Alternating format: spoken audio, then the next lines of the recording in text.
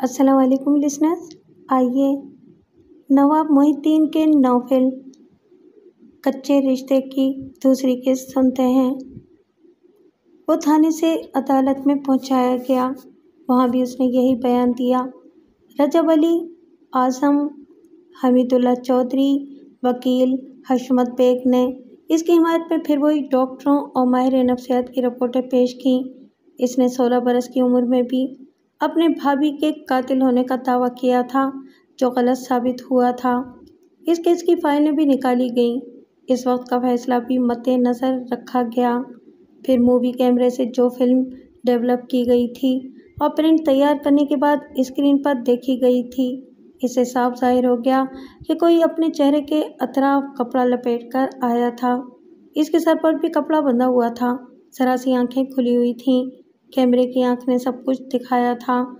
اس نے نجمہ کے سینے میں خنجر گھونپ دیا تھا اور وہاں سے فرار ہو گیا تھا۔ پھر کیمرے کی آنکھ نے دکھایا کہ محبوب دونوں ہاتھوں اور پاؤں سے زمین پر رینگتا ہوا بڑی مشکل سے نجمہ کے پاس پہنچا تھا۔ کچھ باتیں ہوئی تھیں، چونکہ وہ فلم ساؤنڈ سے خالی تھی اس لیے باتیں سمجھ میں نہیں آئیں، لیکن محبوب کے بیان کے مطابق کیمرے نے بتایا کہ اس نے خنجر اس کے سینے سے نکالا۔ اس کے بعد ہی نجمہ کا دم نکل گیا۔ اس لحاظ سے محبوب اپنے دعوے میں خود کو حق بجانب سمجھ رہا تھا کہ نجمہ کا قاتل وہی ہے۔ اس کے بچگانہ اور احمقانہ طرز زندگی کے متعلق محلے اور پڑوس والے تو جانتے ہی تھے، اب تھانے سے لے کر عدالت تک بھی لوگ اسے اچھی طرح سمجھ گئے۔ ایسا احمق پہلے کبھی دیکھنے سننے میں نہیں آیا تھا۔ خود کو قاتل ثابت کرنے کی ناکام کوشش کرتا تھا، جیسے زندگی سے تنگ آ گیا ہو اور موت کا بہانہ ڈھونڈ رہا ہو۔ لیڈی ڈاکٹر نجمہ کے متعلق بھی تحقیقات کی گئی تھیں۔ اس کے کمرے کی تلاشی لینے پر ایک ڈائری ہاتھ لگی۔ اس میں نجمہ نے خود اپنے ہاتھوں سے لکھا تھا کہ وہ ایک نوجوان بیوہ ہے۔ شوہر کے مرنے کے بعد تقریباً 2 سال تک بیوگی کی زندگی گزارتی رہی۔ پھر اچانک ایک دن اسے محبوب نظر آ گیا۔ وہ اس کے دل و دماغ پر چھا گیا۔ اس نے محبوب کے متعلق معلومات حاصل کیں اور یہ معلوم کر کے حیران رہ گئی کہ وہ ذہنی طور پر بالکل بچہ ہے۔ اس ڈائری میں محبوب کی بچگانہ حرکتوں کے متعلق تفصیلات سے بہت کچھ لکھا ہوا تھا۔ اس کے بعد اس نے لکھا تھا کہ کس طرح ایک چھوٹی بچی کے ذریعے اس نے محبوب کو اپنے گھر میں بلایا تھا اور وہ کس طرح اسے محبت سے اپنایا تھا اور بڑی ہی سنجیدگی سے اور دل کی گہرائیوں سے اپنایا تھا۔ وہ اسے شادی کرنا چاہتی تھی۔ اس کے لیے وہ رفتہ رفتہ اب اسے بچے سے جوان بننا سکھا رہی تھی۔ ڈائری میں یہ بات تفصیل سے لکھی گئی تھی کہ محبوب اس کا کس قدر دیوانہ ہے اور اب اس سے زیادہ دنیا میں کسی کو نہیں چاہتا ہے۔ دیوانگی کا یہ عالم ہے کہ اس کے لیے راتوں کو جاگتا ہے اور یہ بات یقینی ہے کہ اگر وہ کبھی مر جائے گی تو شاید محبوب بھی اس کے بغیر زندہ نہ رہ سکے۔ ڈائری کے یہ الفاظ ثابت کر رہے تھے کہ محبوب سے نجمہ کی کوئی ذاتی دشمنی نہیں تھی، بلکہ وہ اس کا دیوانہ تھا اور اسے اپنے ہاتھوں سے کبھی ہلاک نہیں کر سکتا تھا۔ فلم اس بات کی گواہ تھی۔ اس بار فیصلہ سنانے والے جج نے اسے قتل کے الزام سے بری کرتے ہوئے وارننگ دی اور کہا، مسٹر محبوب، تم اپنی احمقانہ حرکتوں سے پولیس اور عدالت کا قیمتی وقت ضائع کرتے ہو۔ تمہیں تنبیہ کی جاتی ہے کہ آئندہ خود کو کبھی قاتل نہ سمجھنا۔ تم ایک اچھے انسان ہو، معصوم انسان ہو، اچھی باتیں کرتے ہو، ہمیشہ سچ بولتے ہو، پھر اس بات کو کیوں نہیں سمجھتے کہ کوئی تمہاری معصومیت کی آڑ میں اپنے جرائم پر پردہ ڈال رہا ہے؟ آئندہ تم تھانے یا عدالت میں قاتل بن کر آؤ گے اور ہمارا وقت برباد کرو گے تو تمہیں تمہاری کوٹھی میں ہمیشہ کے لیے نظر بند کر دیا جائے گا۔ تم اپنی کوٹھی سے نہ باہر نکل سکو گے، نہ ہی کسی کے قتل کا الزام اپنے سر لے سکو گے۔ وہ بری ہو کر پھر اپنی کوٹھی میں آ گیا۔ پھر اس کا وہی کھلونوں سے بھرا ہوا کمرہ تھا، لیکن اب وہ کھلونوں میں زیادہ دلچسپی نہیں لیتا تھا۔ سوتا تھا، بیٹھتا تھا، اٹھتا تھا، کھاتا تھا، پیتا تھا، مگر ہر لمحہ نجمہ اس کے سامنے رہتی تھی۔ اس کی ایک ایک بات، ایک ایک ادا یاد آتی تھی۔ اس نے ایسا جادو کیا تھا کہ وہ جادو سر سے اتر نہیں رہا تھا۔ रजब अली और आज़म भी जिद के पक्के थे। वो इसे बहलाने फुसलाने के तमाम जतन करते थे, नई नई तफरीहात में इसे मसरूफ़ रखते थे। बस इसकी एक ही कमज़ोरी थी कि याददाश्त कमज़ोर थी। वो बड़ी सी बड़ी बात को कुछ अरसे बाद भूल जाता था। वो नज्जो को बिल्कुल भुला न सका, लेकिन रफ्ता रफ्ता इसकी याद में वो शिद्दत ना रही। इस शिद्दत को ख़त्म करने के लिए रजब अली ने एक और चाल चली। इस जवान बच्चे की खिदमत के लिए एक जवान मुलाजिमा घर में रख ली। वो घर की बात थी, घर की चार दीवारी में रही। बाहर कोई न जान सका कि नज्जो इसके कमज़ोर दिमाग के तहखाने में किस तरह दफन कर दी गई है। 6 माह बाद वो मुलाजिमा घर से भाग गई। किसी दूसरी मुलाजिमा का इंतज़ाम जल्दी ना हो सका। वो अपने चाचा जी को परेशान करने लगा। इसे एक साथी की ज़रूरत थी जो इसके साथ बच्चों की तरह खेलता रहे या खेलती रहे। रजब अली और आज़म ने बेजार होकर इसे ख्वाब आवर गोली खिलाई।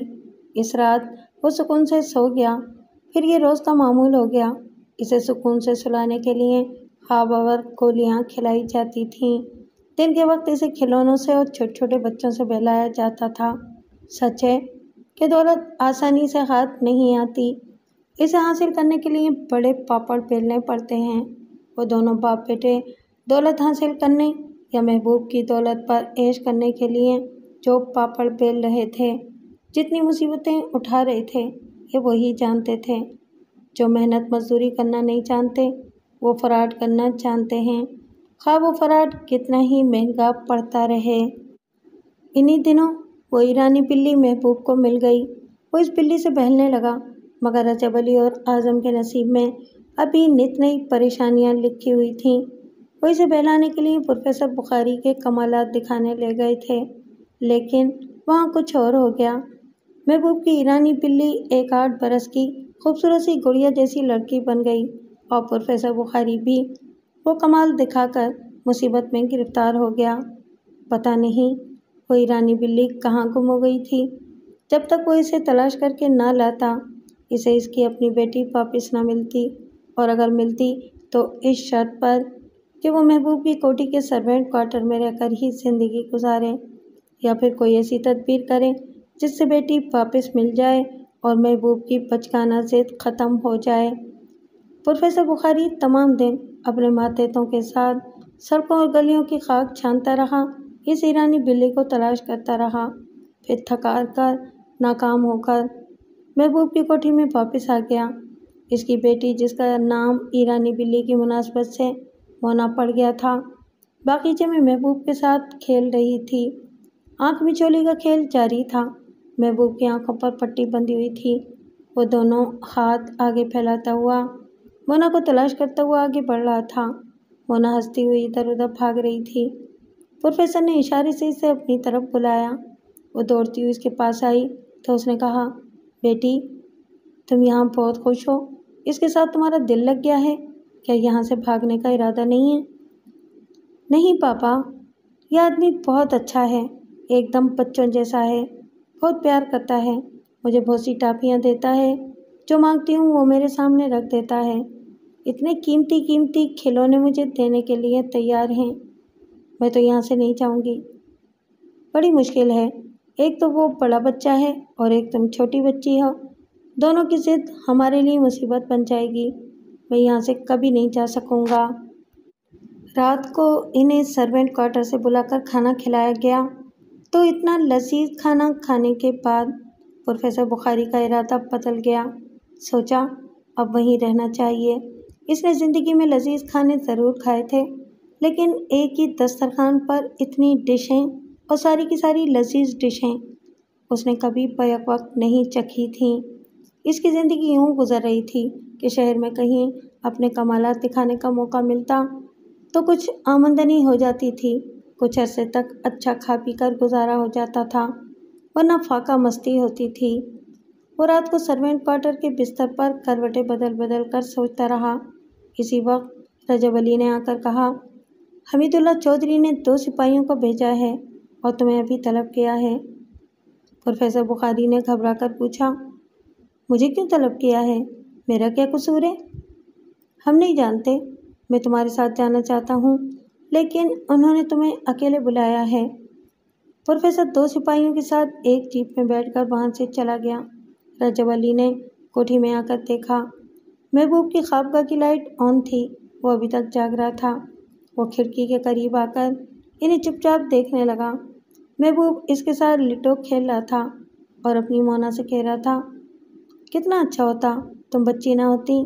पता नहीं मुझे क्या हो गया है, अब बच्चों से खेलते हुए अच्छा नहीं लगता। जी चाहता है तुम बैठे बैठे जवान हो जाओ। वो खुश होकर बोली, मेरा भी दिल चाहता है, लाल लाल जोड़ा पहनूं, खूब जेवरात पहनूं और दुल्हन बन जाऊं। जब मैं बहुत सी दुल्हनों को देखती हूँ तो बड़ा अच्छा लगता है। महबूब ने उसके हाथ पर हाथ मारते हुए कहा, चलो हम दूल्हा दुल्हन का खेल खेलेंगे। तुम दुल्हन बन जाना, मैं बारात लेकर आऊँगा, दूल्हा बनकर आऊँगा। मगर अभी कैसे खेल सकते हैं? मेरे पास तो सिर्फ जोड़ा नहीं है, जेवरात भी नहीं है। तुम्हारे पास दूल्हा के कपड़े नहीं हैं। मोना, तुम नहीं जानती हो, मैं जिस बात की जिद करता हूँ उसे पूरा करा लेता हूँ। मैं अभी चाचा जी से कहूँगा कि वो तुम्हारे लिए रातों रात जोड़ा सिलवाएंगे, मुझे भी दूल्हा बनाएंगे। चलो हम चाचा जी के पास चलते हैं। चाचा जी खुद ही इनके कमरे में आ गया। वो घबराया हुआ था, इस यकीन के साथ घबराया हुआ था कि अब भतीजे की एक नई जिद पूरी करनी होगी। उसने कहा, बेटे, मैं यहाँ आते वक्त सब कुछ सुन चुका हूँ, ये अच्छी बात नहीं है। रात बहुत हो चुकी है, अब तुम लोगों को सो जाना चाहिए। अगर दूल्हा दुल्हन का खेल खेलना चाहते हो तो कल मैं दिन के वक्त दर्जी को बुलवाऊंगा और तुम लोगों के लिए नए जोड़े सिलवाऊंगा। फिर बाजे वाले आएंगे, हम बड़ी धूमधाम से खाना पकवाएंगे और लोगों को बुलाएंगे। और जब ये खेल होगा तो बड़ा मज़ा आएगा, सब लोग तालियां बजाएंगे। महबूब ने तालियां बजाते हुए कहा, हम अभी खेलेंगे, अभी सब लोगों को बुलाएंगे। यहाँ मोना के वो जादूगर लोग हैं, हमारे घर में भाईजान हैं, भाभी हैं, आप हैं, फिर अपने नौकर भी तो हैं। सब लोग बाराती बन जाएंगे और सब लोग तालियां बजाएंगे। इसकी जिद शुरू हो गई और रजब अली अच्छी तरह जानता था कि वो इसे इस वक्त बहला नहीं सकेगा। इसके दिमाग में यही बात बैठी हुई थी कि मोना को दुल्हन बनाना है और इसे जवान मोना के रूप में देखना है। ये जो कुछ भी वो चाहता था, इसका सेहरा रजब अली और आज़म के सर था। उन्होंने ही इसे बिगाड़ा था, नित नए तरीक़ों से इसे ज़िद्दी बनाया था। रजब अली ने हिसाब लगाना शुरू किया, अगर इनका जोड़ा बनाया जाए तो कितनी रकम खर्च होगी और कितनी रकम ज़्यादा बताकर अपनी आमदनी में इजाफा किया जाएगा। वो हिसाब करता हुआ ड्राइंग रूम में आया। इसी वक्त फ़ोन की घंटी बजने लगी। इसने रिसीवर उठाकर कहा, हेलो। दूसरी तरफ से हमीदुल्लाह की आवाज़ सुनाई दी, मैं चौधरी बोल रहा हूँ। इस वक्त प्रोफेसर बुखारी मेरे सामने बैठा हुआ है। अभी मेरे दिमाग में एक तदबीर आई है, इसके ज़रिए हम प्रोफेसर की लड़की को इसके हवाले कर सकते हैं और महबूब की ज़िद ख़त्म कर सकते हैं। रजब अली ने कहा, जनाब, यहाँ तो बात ही कुछ और हो रही है। महबूब मोना को दुल्हन के रूप में देखना चाहता है। वो चाहता है कि ये लड़की जवान हो जाए। भला ऐसा कहीं हो सकता है? हमीदुल्लाह ने कहा, क्या कहा? महबूब ये चाहता है कि मोना जवान हो जाए? जी हाँ, अभी वो जिद कर रहा है कि मोना के लिए दुल्हन के कपड़े सिलवाए जाएं और इसे भी दूल्हा बनाया जाए, घर के सब लोगों को बाराती बनाकर शादी की जाए। रजब अली, तुमने इसे ज़बरदस्त ज़िद्दी बनाया है और इसकी ज़िद से तुम खुद कितना फ़ायदा उठाते हो यह हम अच्छी तरह जानते हैं। हमें नादान न समझो। सर, आप मुझे गलत समझ रहे हैं। बकवास मत करो, मैं ज़्यादा बातें सुनने का आदी नहीं हूँ। थोड़ी देर इंतज़ार करो, मैं भी फ़ोन करता हूँ। रिसीवर ना रखना। वहाँ फ़ोन पर खामोशी छा गई। रजब अली बेचैनी से इंतज़ार करने लगा। तकरीबन 1 मिनट तक इसे इंतज़ार करना पड़ा। इसके बाद हमीदुल्लाह की आवाज़ सुनाई दी, हेलो, तुम मौजूद हो? जी हाँ जनाब, मैं आपका इंतज़ार कर रहा हूँ। सुनो, दुल्हन का जोड़ा मैं तैयार कर रहा हूँ, तुम दूल्हा का जोड़ा तैयार कराओ। जो दर्जी तुम्हारे पास आए, महबूब के सामने से कहना कि मोना का दुल्हन का जोड़ा तैयार कराए और महबूब के पीठ पीछे समझा देना कि मोना के लिए सिर्फ कोई खूबसूरत सी पराग सी दे। रजब अली ने पूछा, लेकिन जब महबूब को मालूम होगा कि इसकी बात काट कर कहा गया, इसे जब मालूम होगा तो देखा जाएगा। इसे समझा दो कि शादी की तैयारियां हो रही हैं, कपड़े सुबह तक तैयार हो जाएंगे। सुबह इसकी बारात आएगी, तुम्हारे घर से निकलेगी और मेरे घर आएगी। मोना को हम यहाँ ले आएंगे। इसे कहना कि इसे दुल्हन बनाया जा रहा है। मैं भी 1 बजे तक जागता रहूँगा। तुम जब चाहो फ़ोन पर राब्ता कायम कर सकते हो।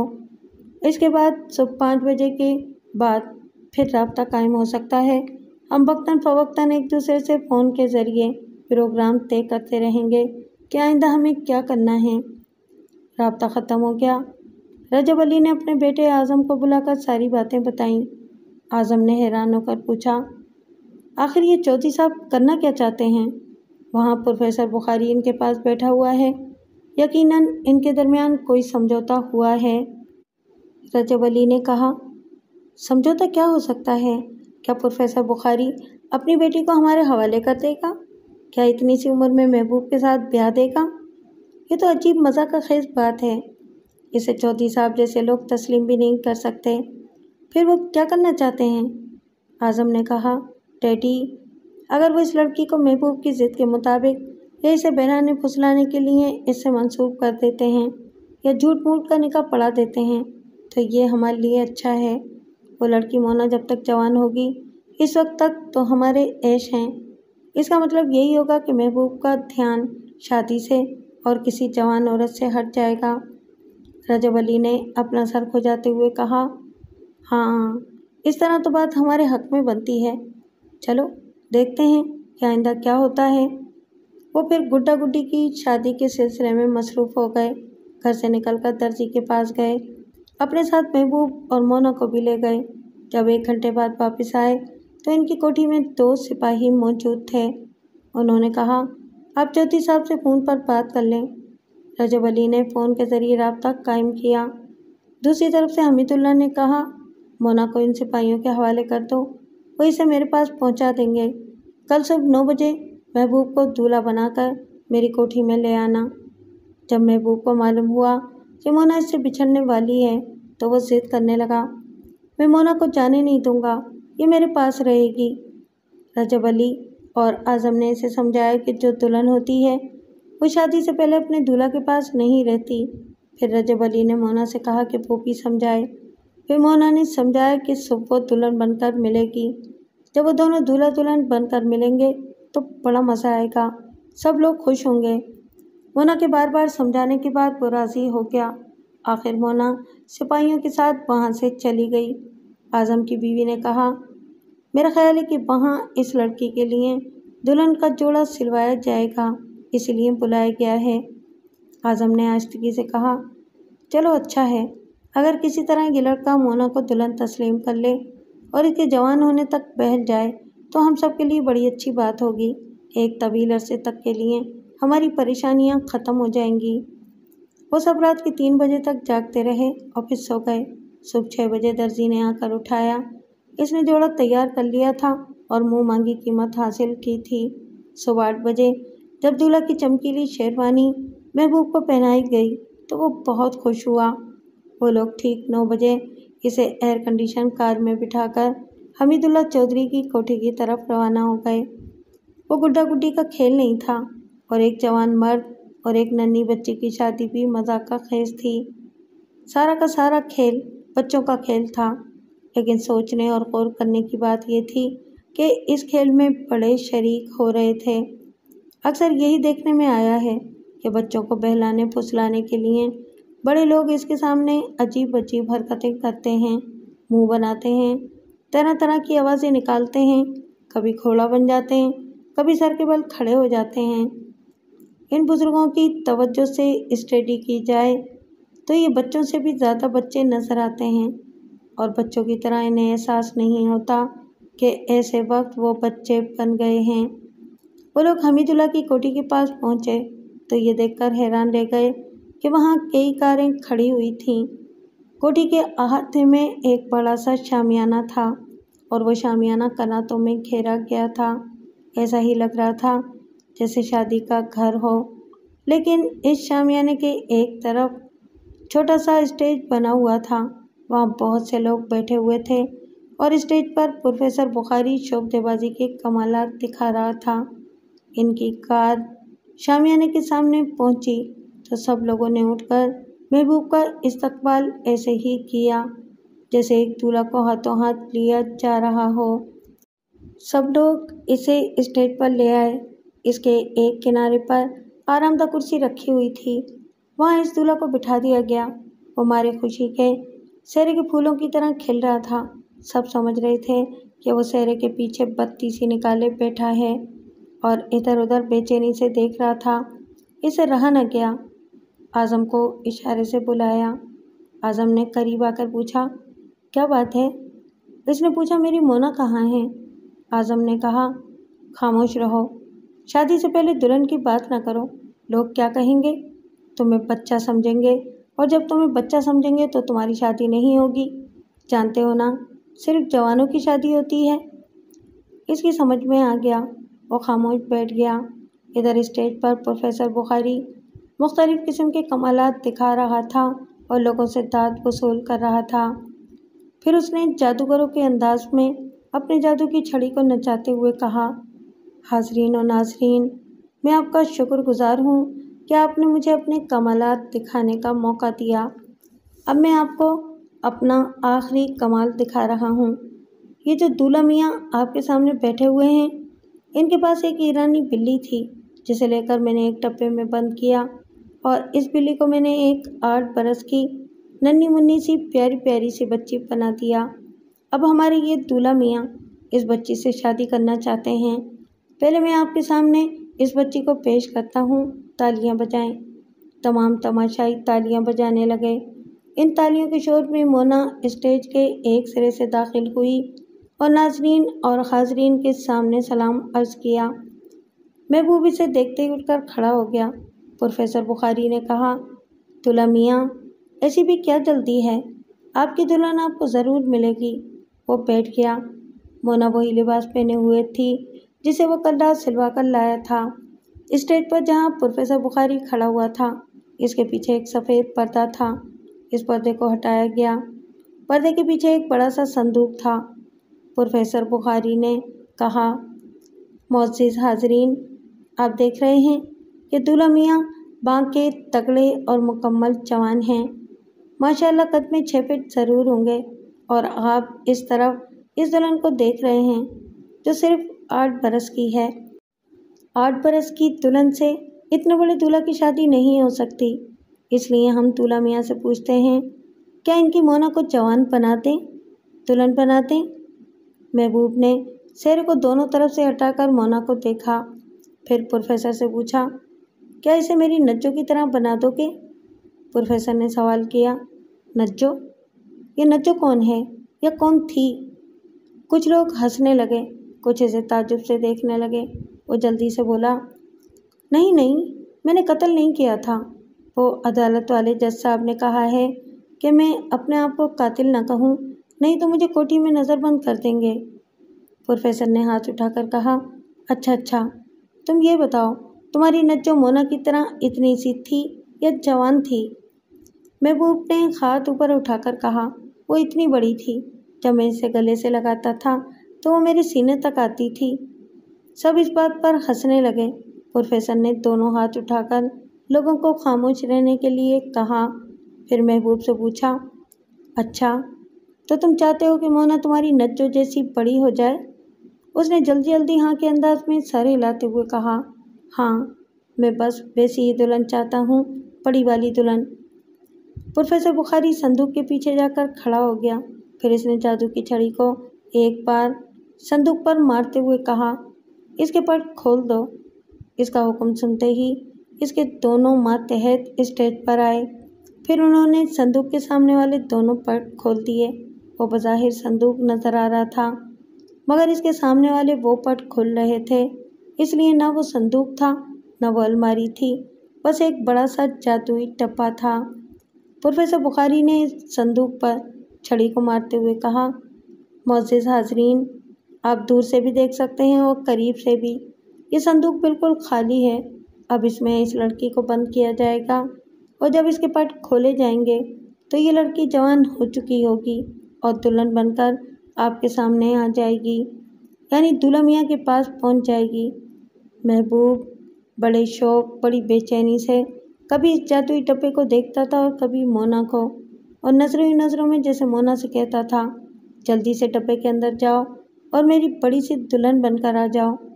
बुखारी ने कहा, बेटी बस आ जाओ, इस डब्बे के अंदर बैठ जाओ, मैं तुम्हें दुल्हन बनाऊंगा, बहुत ही खूबसूरत दुल्हन। मोना ने तमाशाइयों के सामने झुककर सलाम किया, फिर वहाँ से पलटकर डब्बे के पास आई, ज़मीन पर 2 जानों हुई और रेंगती हुए डब्बे के अंदर पहुँच गई। प्रोफेसर के दोनों मातहतों ने इस डब्बे के दोनों पट बंद कर दिए, फिर पीछे हटते हुए स्टेज से चले गए। प्रोफेसर ने आगे बढ़कर कहा, मोअज़्ज़िज़ हाज़रीन, मैं आपका वक्त ज़ाया करना नहीं चाहता, बहुत जल्द अपना कमाल दिखाकर आपसे दाद वसूल करना चाहता हूँ। वो पलटकर संदूक के पास गया, फिर छड़ी को घुमाते हुए संदूक के चारों तरफ घूम घूम कर मंत्र पढ़ने लगा। महबूब बेचैनी से कुर्सी पर पहलू बदल रहा था। इसकी नज़रें इस डब्बे के दोनों पटों की तरफ लगी हुई थीं। फिर प्रोफेसर ने एक जगह रुककर इस डब्बे पर 2 बार छड़ी मारते हुए कहा, क्यों बेटी मोना, तुम जवान बनोगी? डब्बे के अंदर से मोना की आवाज़ सुनाई दी, हाँ बनूंगी। क्या तुम यहाँ से जाओगी? फिर मोना की आवाज़ सुनाई दी, मगर जाऊंगी तो मुझे क्या मिलेगा? प्रोफेसर बुखारी ने कहा, जनाब हमीदुल्ला साहब ने तुम्हें टॉफ़ियाँ खाने के लिए 2000 रुपये दिए हैं, 2000 रुपये के खिलौने दिलवाए हैं, और तुम क्या चाहती हो? अगर वो सब कुछ मेरा होगा तो मैं चली जाऊंगी। शाबाश, अब तुम एक नन्ही सी बच्ची के बजाय फ़ौरन जवान बन जाओ और मुझे आने दो। ये कहकर प्रोफेसर फिर डब्बे के चारों तरफ घूमकर मंत्र पढ़ने लगा। इसने एक जगह रुककर अपनी जादू की छड़ी 2 बार डब्बे पर मारी, फिर कहा, हाँ बेटी मोना, जवान बनकर आवाज़ दो। डब्बे के अंदर से आवाज़ सुनाई दी, म्याऊं म्याऊं। तमाम तमाशाई हंसने लगे। महबूब एकदम से उछलकर खड़ा हो गया, दोनों मुट्ठियाँ भींचकर बोला, ये तुम मुझे धोखा दे रहे हो? मेरी मोना को तुमने फिर से बिल्ली बना दिया है। मुझे बिल्ली नहीं चाहिए, मुझे दुल्हन चाहिए, बड़ी दुल्हन चाहिए। प्रोफेसर ने दोनों हाथ उठाकर कहा, मेरे मंतर जंतर में कोई गड़बड़ हो गई है, आराम से बैठो, मैं अभी तुम्हें दुल्हन ला कर देता हूँ। ये कहकर वो फिर डब्बे के चारों तरफ घूमने लगा, मंत्र पढ़ने लगा।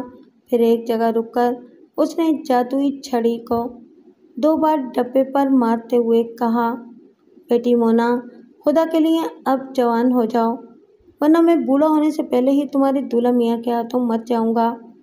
थोड़ी देर के बाद खामोशी छा गई। प्रोफेसर झुककर डब्बे से कान लगाकर सुनने लगा।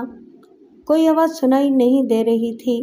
तमाम तमाशाइयों से ज़्यादा महबूब के अंदर तजस्सुस पैदा हो गया था। वो बेचैनी से इस डब्बे की तरफ देख रहा था। प्रोफेसर बुखारी ने डब्बे को दोबारा छड़ी मारते हुए कहा, मोना जवाब दो।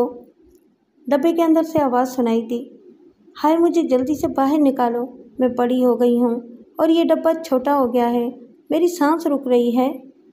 प्रोफेसर ने खुश होकर फातिहाना अंदाज में पहले महबूब को, फिर तमाशाइयों को और फिर अपने मातहतों को आवाज़ दी। इसके दोनों मातहतों ने आकर इस डब्बे के दोनों पट खोल दिए। इसके खुलते ही सुर्ख लिबास नजर आया। वो गठरी बनी हुई बैठी थी। महबूब दोनों हाथ घुटनों पर टेक कर झुककर इस डब्बे के अंदर देखने लगा। हौले हौले हंसी सुनाई दे रही थी, बड़ी ही मुतरन्नम हंसी थी, और इसके गोरे गोरे गुलाबी गुलाबी हाथ नजर आ रहे थे। हाथों में मेहंदी रची हुई थी, सोने की चूड़ियाँ भी नजर आ रही थीं। फिर वो आहिस्ता आहिस्ता सिरकती हुई डब्बे से बाहर निकलने लगी। फिर वो निकलकर डब्बे के सामने फर्श पर 2 जानों हो गई। उसका चेहरा घूंघट में छुपा हुआ था, इसका रुख तमाशाइयों की तरफ था। महबूब जल्दी से दौड़ता हुआ इसके करीब पहुंचा। फिर इसने पूछा, मोना क्या तुम जवान हो गई हो? कोई जवान नहीं मिला, दुल्हन शर्मा रही थी। कोई जवाब नहीं मिला, दुल्हन शर्मा रही थी। महबूब से बर्दाश्त न हुआ। इसने दोनों हाथों से घूंघट को उठाकर उलट दिया। तब वो हसीन मुखड़ा नजर आया। इसे महबूब ने देखा तो एकदम से साकित हो गया, जैसे सारी दुनिया को भूल गया हो। वो इतनी हसीन थी, ऐसी प्यारी प्यारी सूरत थी कि इस पर से नजरें हटना नहीं चाहती थीं। तमाशाइयों की तरफ से आवाज़ें आने लगीं, दूल्हा मियाँ, ज़रा सामने से हट जाओ, हम भी देखना चाहते हैं। महबूब सारी दुनिया को भूल चुका था। तमाशाइयों की आवाज़ें भी उसके कानों तक नहीं आ रही थीं। उसने दुल्हन का हाथ थामकर इसे बड़ी हैरानी से देखते हुए पूछा, मोना के हाथ छोटे छोटे थे, तुम्हारे हाथ कितने बड़े हो गए हैं? नज्जों के हाथ की तरह। तुम नज्जों की तरह मेरे साथ खेलोगी ना? दुल्हन ने शर्मा कर दूसरी तरफ मुंह फेर लिया। प्रोफेसर बुखारी ने पास आकर कहा, दूल्हा मियाँ, आप ज़रा एक तरफ हो जाएं। निकाह से पहले दुल्हन से बात नहीं करना चाहिए। चलें, अपनी जगह जाकर बैठें। वो इसका हाथ पकड़कर कुर्सी के पास ले आया और वहाँ इसे बिठा दिया।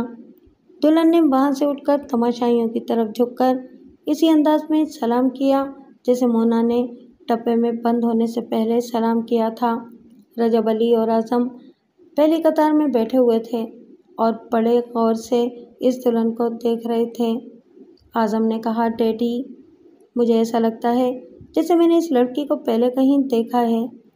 रजब अली ने कहा, हाँ, मेरा दिल भी अजीब तरह से धड़क रहा है, कुछ घबराहट सी हो रही है। मैं भी तुमसे यही कहने वाला था, ये जानी पहचानी सूरत है, मगर याद नहीं आ रहा है कि कहाँ देखा है। डैडी, कहीं भी देखा हो, लेकिन ये चौधरी साहब की बहुत बड़ी साजिश है।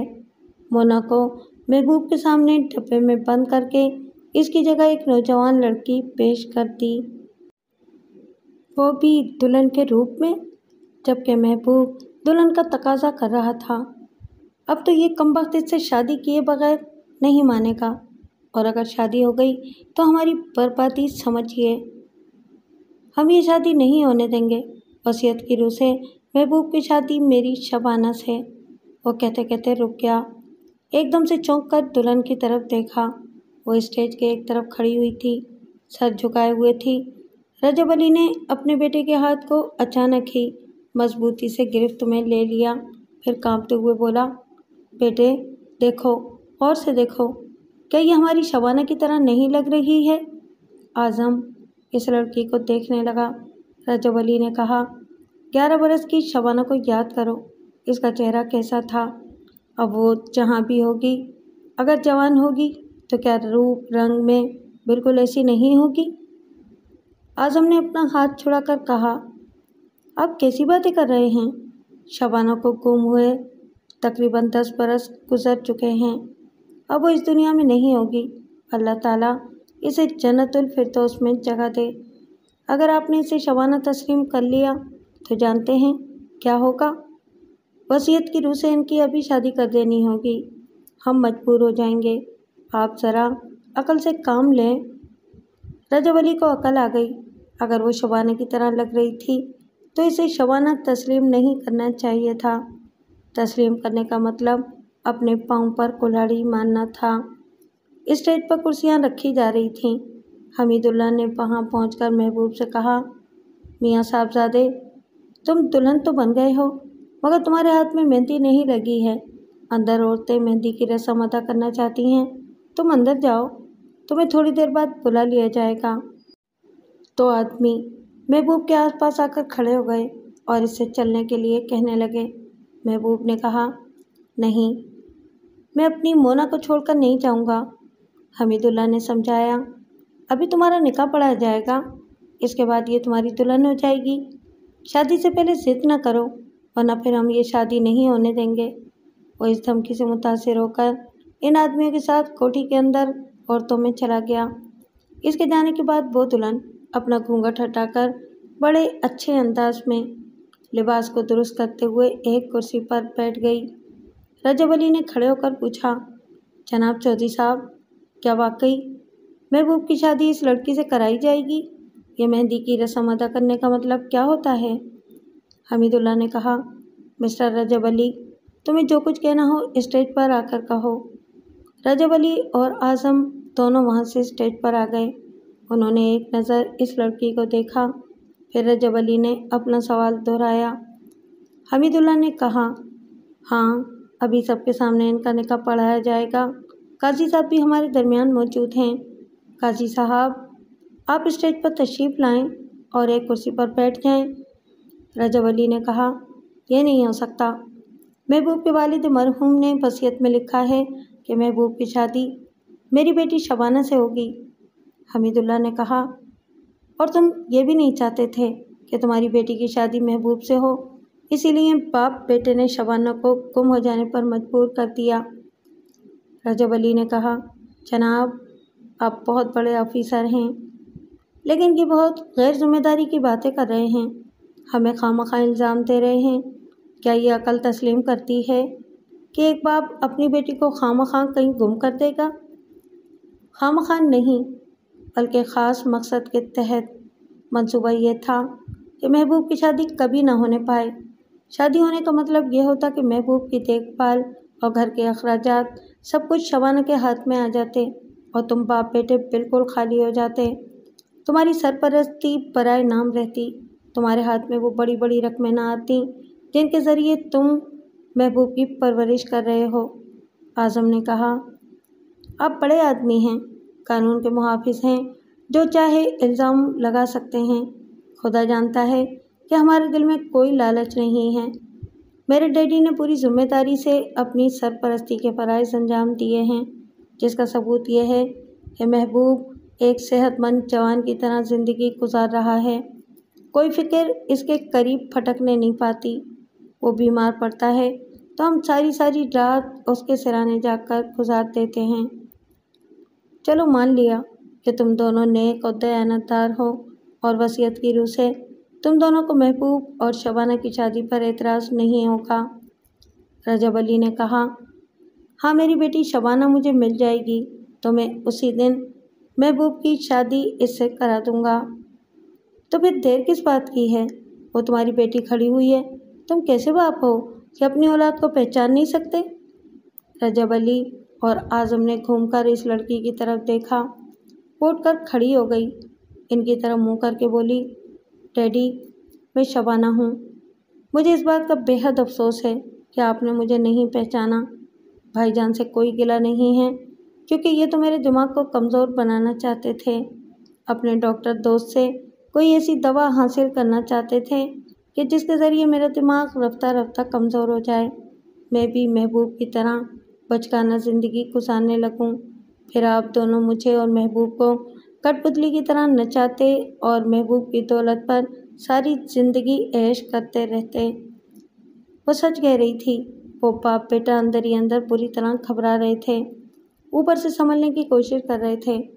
रजब अली का दिल चाहता था कि आगे बढ़कर इसे बेटी कहे और इसे अपने सीने से लगा ले, लेकिन आज़म ने इसी वक्त झुल्ला कर कहा, ये सब बकवास है, हमारे खिलाफ साजिश हो रही है, तुम झूठ बोल रही हो।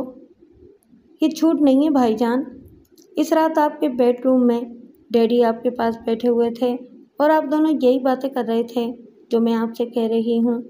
इस वक्त मैं इसी कमरे में पलंग के नीचे छुपी हुई थी। मैं और महबूब आँख मिचौली खेल रहे थे। वो मुझे तलाश कर रहा था और मैंने इसे छुपने के लिए इसी जगह का इंतखाब किया था। आज़म ने तंज़ी अंदाज में कहा, बहुत अच्छी कहानी बनाई गई है। अब हमारी बहन शबाना तो रही नहीं। तुम शबाना बनकर जो कहोगी इसे तस्लीम नहीं किया जाएगा। इसके लिए सबूत की ज़रूरत होती है। शबाना ने कहा, हाँ, सबूत मेरे पास नहीं है। इस वक्त मैं 11 बरस की थी। अगरचे मैं ज़हीन समझी जाती थी, मगर बाज़ हालात में बच्चों की ज़हानत काम नहीं करती। मेरी समझ में नहीं आया कि मैं क्या करूं, लेकिन ख़तरे को समझ गई थी। आप लोग जब तक कमरे में मौजूद रहे, मैं वहीं छुपी रही। आप लोगों के जाने के बाद मैं वहाँ से निकली।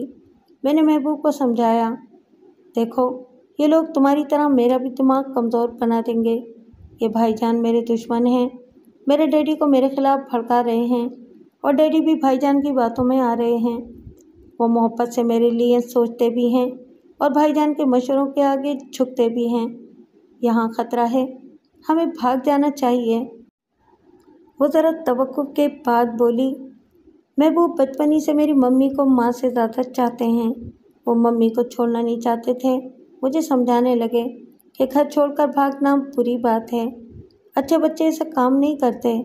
फिर मैंने सोचा कि महबूब को अपना राजदार नहीं बनाना चाहिए। वो किसी वक्त भी मेरे भागने की बात आप लोगों के कानों में डाल सकते हैं। इसीलिए मैंने महबूब को बहलाना फुसलाना शुरू किया, दूसरी बातों में लगा दिया और ये बात इनके दिमाग से निकाल दी कि मैंने इन्हें भागने का मशवरा दिया है। जब हम पहाड़ी इलाके में पहुँचे तो मैंने सुबह होने से पहले वो कॉटेज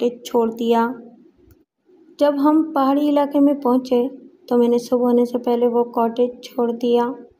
आज़म ने कहा, क्या खूब, तो तुम वहाँ से भाग गईं और 10 बरस के बाद जवान होकर इस जादुई डब्बे से निकल आईं। शबाना ने जवाब दिया, मैं 10 बरस पहले ही आ जाती, लेकिन इस वक्त कुछ मेरी कम उम्री और नादानी ने मुझे सोचने और समझने का मौका नहीं दिया। मैं चाहती तो अपने अंकल वकील हशमत बेग के पास चली जाती, लेकिन इसलिए नहीं गई कि भाभी का मैका इनके घर के सामने ही था।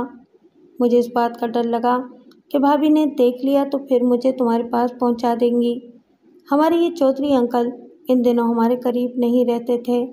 इनका कहीं तबादला हो गया था और मैं नहीं जानती थी कि ये कहाँ हैं। लिहाजा कॉटेज से भागने के बाद मैं एक ऐसी जगह पहुंची जहां एक सफ़ेद रंग की कार खड़ी हुई थी। मैं इसका पिछला दरवाज़ा खोलकर पिछली सीट और अगली सीट के दरमियान छुप गई। थोड़ी देर के बाद एक मर्द और औरत की बातें करने की आवाज़ सुनाई दी। वो दोनों अगली सीट के दरवाजे खोलकर बैठ रहे थे। फिर गाड़ी चल पड़ी। मैं छुपी रही। पता नहीं वो गाड़ी कितना फासला तय कर रही थी, कितने घंटे गुजरते जा रहे थे। मैं उकड़ूं बैठे बैठे थक गई थी, रोने लगी। मेरी आवाज़ सुनते ही अचानक गाड़ी रुक गई। उन्होंने पलट कर देखा और हैरान रह गए। इसके बाद मुझसे तरह तरह के सवालात करने लगे। मैंने कहा कि मैं कुछ नहीं बताऊंगी, मैं अपने घर नहीं जाऊंगी। वो लोग मुझे मार डालना चाहते हैं, मेरे दिमाग को कमज़ोर बनाना चाहते हैं। इस शख्स ने कहा, ये लड़की सहमी हुई है और मुसीबत की मारी है, ज़रूर इसके पीछे दुश्मन लगे हुए हैं। चलो हम इसे किसी पुलिस स्टेशन में पहुंचा देते हैं। औरत ने पिछली सीट पर पहुंचकर मुझे उठाया और अपने पास बिठाकर अपने सीने से लगाकर मुझे थपकने लगी। फिर अपने शौहर से कहा, नहीं, मैं इसे पुलिस स्टेशन नहीं ले जाऊंगी, ये मेरी बेटी है, हम इसे कल ले जाएंगे। मर्द और औरत के दरमियान बहस होने लगी। बिलाखिर औरत जीत गई। मर्द ने कहा, ठीक है, तुम औलाद के लिए तरसती हो, चलो इस तरह अल्लाह ताला ने तुम्हें एक बेटी दे दी, तुम खुश हो तो मैं भी खुश हूँ। शबाना ने एक तरफ इशारा करते हुए कहा, वो देखें, पहली किताब में जो खातून बैठी हुई हैं और इनके बाद जो साहब हैं वही मेरे मम्मी और डैडी हैं, इन्होंने मेरी परवरिश की है। शबाना ने जिस तरफ इशारा किया था, हमीदुल्लाह ने उधर मुखातिब होते हुए कहा, मिस्टर सरफराज, आप स्टेज पर तशरीफ़ लाएं और अपना बयान दें। सरफराज ने स्टेज पर पहुंचकर कहा, यह दुरुस्त है, मैंने अपनी इस बेटी को अपनी कार की पिछली सीट पर पाया। ये एक तरह का जुर्म है कि मैंने इसे इसके वालिदैन तक नहीं पहुंचाया। इसकी भी वजह मेरी बेटी बता चुकी है। ये सहमी हुई थी और अपने बाप और भाई को दुश्मन समझती थी। मैंने इसे पूछा कि किसी और सरपरस्त के पास पहुंचाया जाए तो इसने इनकार कर दिया। 11 बरस की उम्र में इसने अपने तौर पर जो दास्तान सुनाई, इससे मैंने यही नतीजा अखज़ किया कि इस बच्ची को आला तालीम दिलानी चाहिए ताकि जब ये घर वापस जाए तो अपने बचकाना मंगेतर के लिए एक ढाल बन जाए और सही मायनों में अपने शौहर की हिफाजत कर सके। आज मैंने इसे इस काबिल बना दिया है। आप इसके वालिद हैं और आप इसके भाई हैं। इसे शबाना तस्लीम करें या ना करें, इसे कोई फ़र्क नहीं पड़ता। ये कोई कंगाल या मोहताज लड़की नहीं है, ये हमारी बेटी है। दौलत के लालच में आप लोगों को धोखा देने के लिए शबाना बनकर नहीं आई है। हमीदुल्लाह ने कहा, मिस्टर रजब अली, ये ना समझना कि तुम्हारे सामने ये इतने तमाशाई लोग बैठे हुए हैं, ये आम लोग हैं। नहीं, ये सब के सब पुलिस और इंटेलिजेंस के लोग हैं और इन्हें पहले ही बता दिया गया था कि क्या ड्रामा खेला जाने वाला है और किस तरह तुम बाप बेटे को बेनकाब करना है। क्या तुम इसे अपनी बेटी तस्लीम करते हो? रजब अली ने लरजते हुए लहजे में कहा, मैं एक बाप हूँ, ऐसा बाप जो अपनी बेटी को खो चुका है। खुदा गवाह है कि मैंने अपनी बेटी को भागने पर मजबूर नहीं किया, लेकिन 10 बरस बाद कोई भी लड़की मेरे सामने आकर ये कहेगी कि डैडी मैं आपकी शबाना हूँ, तो एक बाप का तड़पता हुआ दिल इसे तस्लीम करेगा, खा वो मेरी बेटी हो या ना हो। मैं इसे अपनी बेटी शबाना तस्लीम करता हूँ। लेकिन कोई मुझसे पूछे कि सबूत क्या है, तो ना मेरे पास सबूत है और ना इस लड़की शबाना के पास कोई ऐसा सबूत होगा जिससे ये मेरी बेटी साबित हो सके। शबाना ने कहा, ये दुरुस्त है, मेरे पास कोई सबूत नहीं है। मेरे जिस्म पर भी कोई ऐसा पैदाइशी निशान नहीं है जिसको हम तमाम ख़ानदान वाले बचपन से जानते हों। आज़म ने कहा, मैं तुम्हें किसी हाल में अपनी बहन तस्लीम नहीं करूँगा। हमीदुल्लाह ने कहा, बेशक तुम बाप बेटे इसे कभी नहीं अपनाओगे, क्योंकि तुम इसे तस्लीम करने का मतलब ये चाहोगे कि ये लड़की सच्ची है। जब ये सच्ची है तो जो इल्ज़ामात तुम बाप बेटे पर आयद कर रही है वो भी दुरुस्त हैं। इन इल्ज़ामात से बचने का तुम्हारे पास एक ही रास्ता है कि इसे शबाना तस्लीम ना किया जाए। रजब अली शायद पितराना जज्बात से मखलूब होकर इसे बेटी तस्लीम कर लेता, लेकिन इसके लालची दिमाग ने इसे समझाया कि बेटी तस्लीम करने या ना करने से कोई फ़र्क पड़ता है। अगर तस्लीम ना किया जाए तब भी वह ऐसे दौलतमंद माँ बाप को पा चुकी है कि किसी की मोहताज ना रहेगी, सारी ज़िंदगी ऐशो इशरत से गुजारेगी। हाँ, अगर बेटी तस्लीम कर लिया जाए तो यह अभी से हम पर इल्ज़ामात लगा रही है, आइंदा पता नहीं क्या क्या गुल खिलाएगी, हमें कहीं का नहीं रहने देगी। इसने हमीदुल्लाह के सामने हाथ जोड़ते हुए कहा, जनाब अली, हम आपके सामने बहुत छोटे हैं। अगर मुजरिम नज़र आ रहे हैं तो यहीं सज़ा सुना दीजिए या हमें जेल भेज दीजिए, मगर हम किसी सबूत के बगैर इसे शबाना तस्लीम नहीं करेंगे। आज़म ने कहा, और जो इल्ज़ामात हम पर लगाए जा रहे हैं, अगर इसके सबूत मौजूद हों तो हम हर तरह से सज़ा पाने को तैयार हैं। हमीदुल्लाह ने कहा, तुम दोनों बाप बेटे इस लिहाज से खुशकिस्मत हो कि हमने तुम पर पूरी तवज्जो नहीं दी। मेरा तबादला हुआ, मैं तुम लोगों से दूर चला गया और वकील हशमत बेग साहब अपनी मसरूफियात के बायस सिर्फ मरहूम तुराब अली के कारोबार की तरफ ही तवज्जो दे सकते थे। तुम्हारे घर की तरफ बहुत कम आते थे, इसलिए तुम लोगों को बहुत खुलकर खेलने का मौका मिला और अपने खिलाफ तुम लोगों ने कोई सबूत नहीं छोड़ा। ये जो कुछ हम कह रहे हैं इस वक्त महज इल्ज़ामात हैं। शायद आगे चलकर ये भी मालूम हो जाए कि मकतूला फ़िरोज़ा और मकतूला नजमा के कातिल कौन लोग हैं। आज़म ने तंज़ी अंदाज में मुस्कुरा कर कहा, क्या ये इल्ज़ाम भी आप हमारे सर लादना चाहते हैं? अभी मैं कुछ नहीं कहूँगा। याद रखो, मुजरिम सिर्फ सबूत और गवाह के ज़रिए गिरफ्त में नहीं आते। बाज़ लोग बाज़ हालात में वो कानून की गिरफ्त से निकल जाते हैं, मगर कुदरत की गिरफ्त से नहीं निकल सकते। इन्हें इनके किए की सज़ा ज़रूर मिलती है। सरफराज ने कहा, जनाब, मेरी बेटी यहाँ बैठी हुई है और मुझे अच्छा नहीं लग रहा। इसे औरतों में भेज दीजिए और निकाह की तैयारी कीजिए। रजब अली और आज़म ने स्टेज से वॉकआउट करते हुए कहा, हम इस शादी में शरीक नहीं होंगे। हम वसीयत के मुताबिक अदालत से इंसाफ मांगेंगे।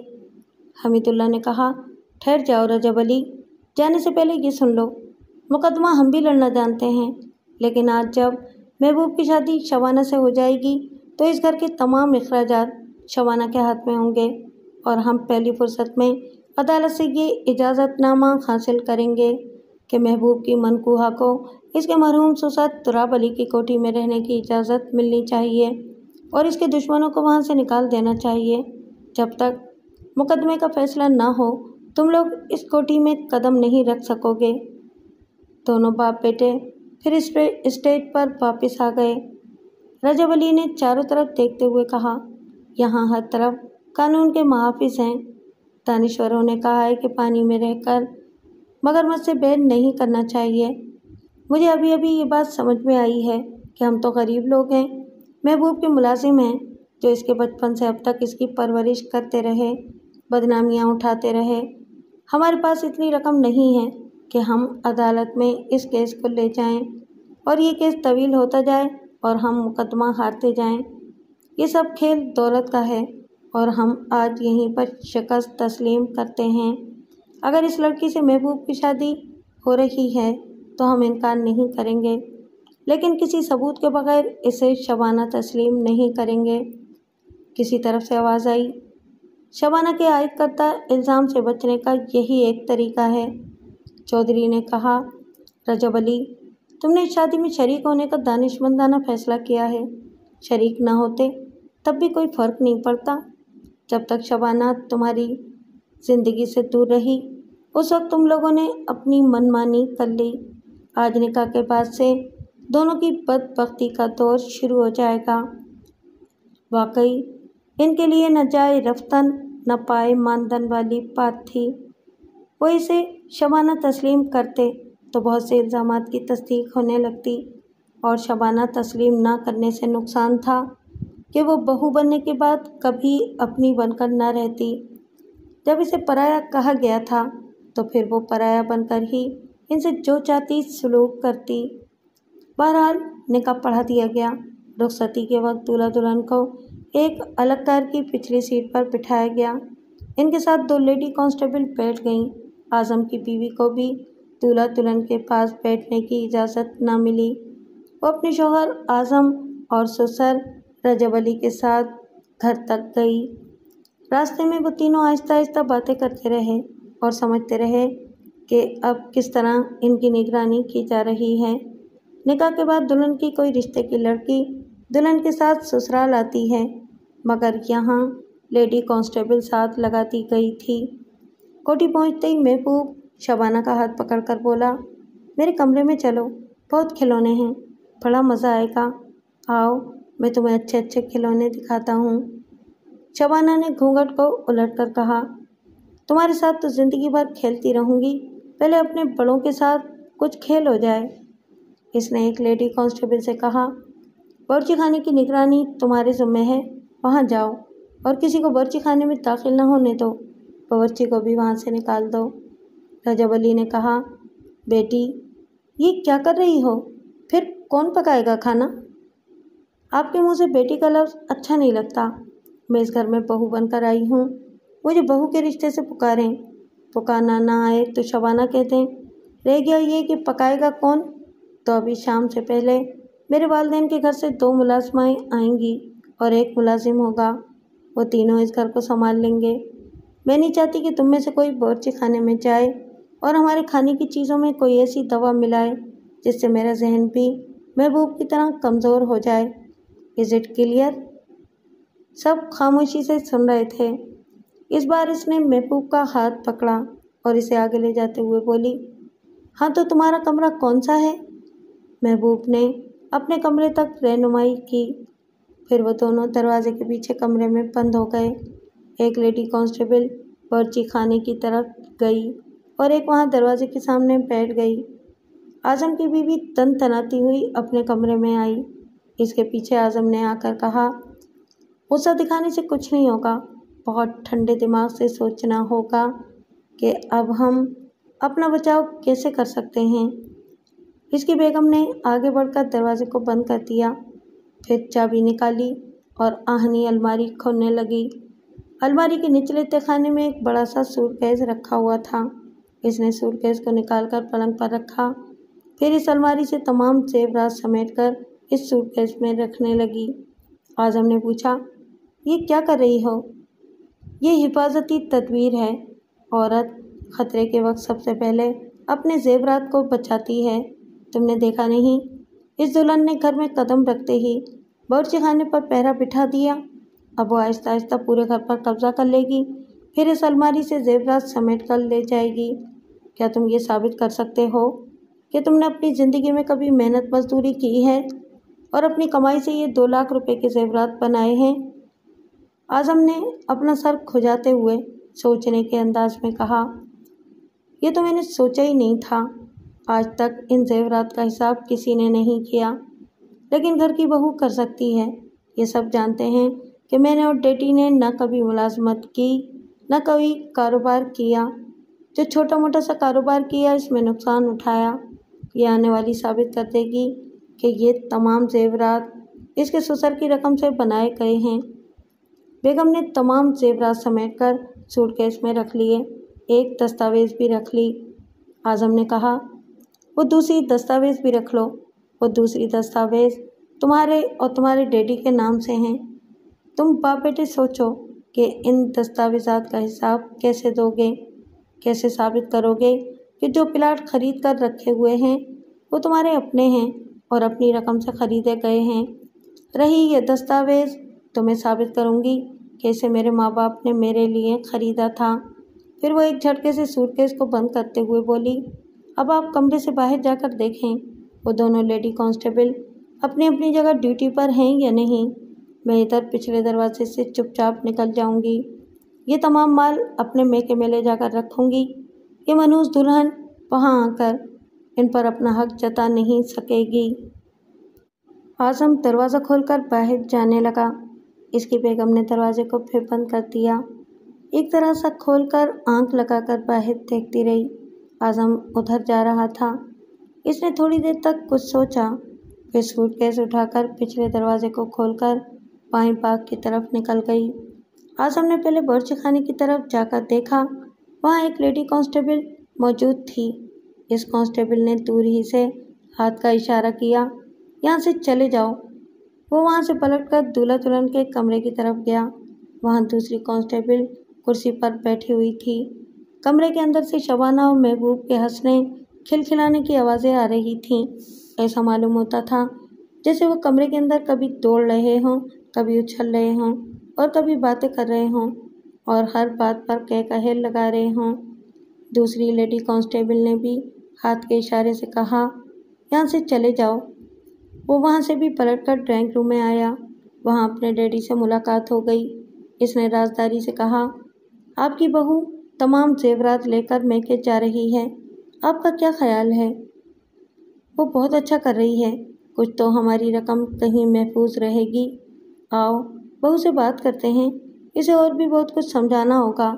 ऐसा ना हो कि जेवरात यहाँ से ले जाते वक्त वो किसी मुसीबत में फंस जाए। वो दोनों तेज़ी से चलते हुए इस कमरे में पहुँचे। कमरे का दरवाज़ा बंद था मगर अंदर से लॉक नहीं था। इसे खोलकर वो दोनों कमरे में आए तो बहू नहीं थी, पिछला दरवाज़ा खुला हुआ था। रजब अली ने कहा, ये कहाँ चली गई? आज़म ने आगे बढ़कर पिछले दरवाजे से निकलकर दूर तक बाईं बाग में देखा, वो नज़र नहीं आई।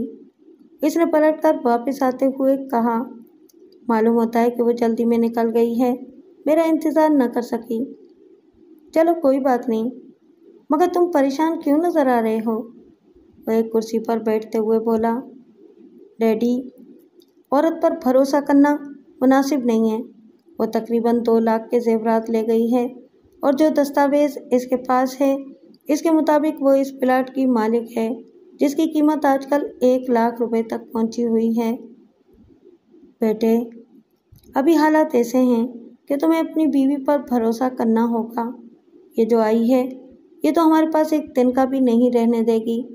बहू से तो उम्मीद है कि वो हमारा मुंह देखकर हमारे रिश्ते का एहतराम करके कुछ तो हमसे वफादारी करेगी। कुछ न सही, हमने इसे जो लाखों रुपए के जेवरात खरीद कर दिए हैं और इसे लाख रुपए का प्लाट दिया है तो ये एहसान ज़रूर मानेगी। इन्हें कमरे के बाहर महबूब की आवाज़ सुनाई दी। वो पुकार रहा था, चाचा जी आप कहाँ हैं? भाईजान आप कहाँ हैं? वो आवाज़ें देता हुआ कमरे के दरवाजे पर पहुंच गया। फिर दोनों को देखते हुए बोला, चाचा जी वो मुझसे नहीं खेलती है, बहुत सताती है, बहुत परेशान करती है। दोनों बाप बेटे ने एक दूसरे को मायनाखेज नज़रों से देखा। आज़म ने कहा, तुम जिसे दुल्हन बनाकर लाए हो वो बहुत मक्कार और धोखेबाज है। वो तुम्हारी दोस्त बनने के काबिल नहीं है। वो तुम्हें इसी तरह सताएगी और परेशान करेगी। महबूब ने सीना तान कर कहा, खबरदार भाईजान, मेरी दुल्हन को कुछ ना कहना। मेरी दुल्हन ने मुझे सिखा दिया है कि कोई इसकी बुराई करेगा तो मुझे गुस्सा आ जाना चाहिए, इसलिए अभी मुझे गुस्सा आ रहा है। रजब अली ने जल्दी से आगे बढ़कर कहा, नहीं बेटे, कोई तुम्हारी दुल्हन की बुराई नहीं करेगा। जाओ खेलो। कैसे खेलूं? वो कहती है कि पहले घर की तमाम चाबियां लेकर आओ और अलमारी की भी जिसमें जेवरात रखे हुए हैं, तब वो मुझे खेलने की इजाज़त देगी। आज़म ने पूछा, क्या तुम बुज़दिल हो? अपनी दुल्हन से डरते हो? वहाँ जितने खिलौने हैं सब तुम्हारे हैं, ज़बरदस्ती इससे छीन कर खेल सकते हो। नहीं, वो कहती है कि जो भी खेल होता है मोहब्बत से होता है, छीनने झपटने से नहीं होता। मैं क्या करूं? वो एक एक खिलौना दिखाती है फिर छुपा लेती है। मैं हाथ बढ़ाता हूँ तो हाथ लगाने नहीं देती। बोलती है कि पहले चाबियाँ लेकर आओ। आज़म सर पकड़कर कुर्सी पर बैठ गया। वो चाबियाँ देने से इनकार कर सकते थे, लेकिन आज नहीं तो कल सारी चाबियाँ घर की बहू के हाथ में जाने वाली थीं। इनकार करना फजूल था। यूं भी जो असल माल था वो पार हो चुका था। उसने कुर्सी से उठकर 2 चाबियों से वो आहनी अलमारी खोली जो अब तकरीबन खाली हो चुकी थी।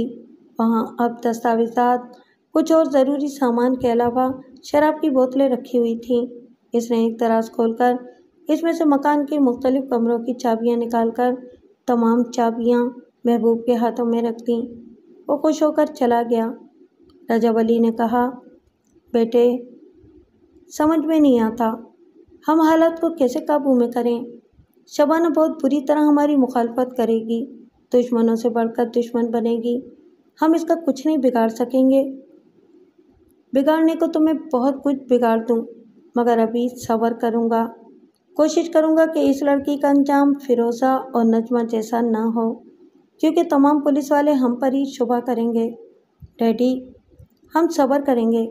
जिस हद तक इस लड़की के सामने झुक सकते हैं झुकते रहेंगे, लेकिन इसने हमें घर से निकाला, हमें दरबदर का बना दिया और हमें पैसे का मोहताज किया। तो ऐसी मुफलिसी और ज़िल्लत की ज़िंदगी गुजारने से बेहतर मैं यही समझूंगा कि इसे कत्ल करके फांसी पर चढ़ जाऊं। रजब अली ने अपने दिल पर हाथ रखते हुए कहा, आह, ये क्या हो रहा है? हम अपने खून के दुश्मन बन रहे हैं। दुश्मनी ना करें तो वो हमसे दुश्मनी करेगी, क्योंकि इसकी इब्तिदा भी हमने ही की थी। डैडी, वो हमारी कोई नहीं है। आप जैसे जैसे बूढ़े हो रहे हैं आपका दिल कमज़ोर होता जा रहा है। आप बेटी की मोहब्बत में किसी को भी बेटी बना लें तो ये सरासर हिमाकत होगी। आपकी पिदराना मोहब्बत मेरे लिए मुसीबत बन जाएगी। मैं आपका बेटा हूँ, आपकी सारी मोहब्बत मेरे लिए होनी चाहिए, किसी ऐसी लड़की के लिए नहीं जो खामखा हमारी शबाना बनने की कोशिश करती रहे। जब हमने सबूत मांगा और वो नाकाम हुई तो जबरन महबूब की दुल्हन बनकर आ गई। आप साजिश को समझने की कोशिश करें। इस वक्त शाम के 6 बजे थे। आज़म बोतल खोलकर पीने के लिए बैठ गया। रजब अली कभी अपने कमरे में जा रहा था, कभी बेटे के कमरे में आ रहा था, कभी ड्राइंग रूम में जाकर बैठ जाता था। इसके अंदर बेचैनी, झंझुलाहट, घबराहट और न जाने कैसी कैसी हलचल मची हुई थी।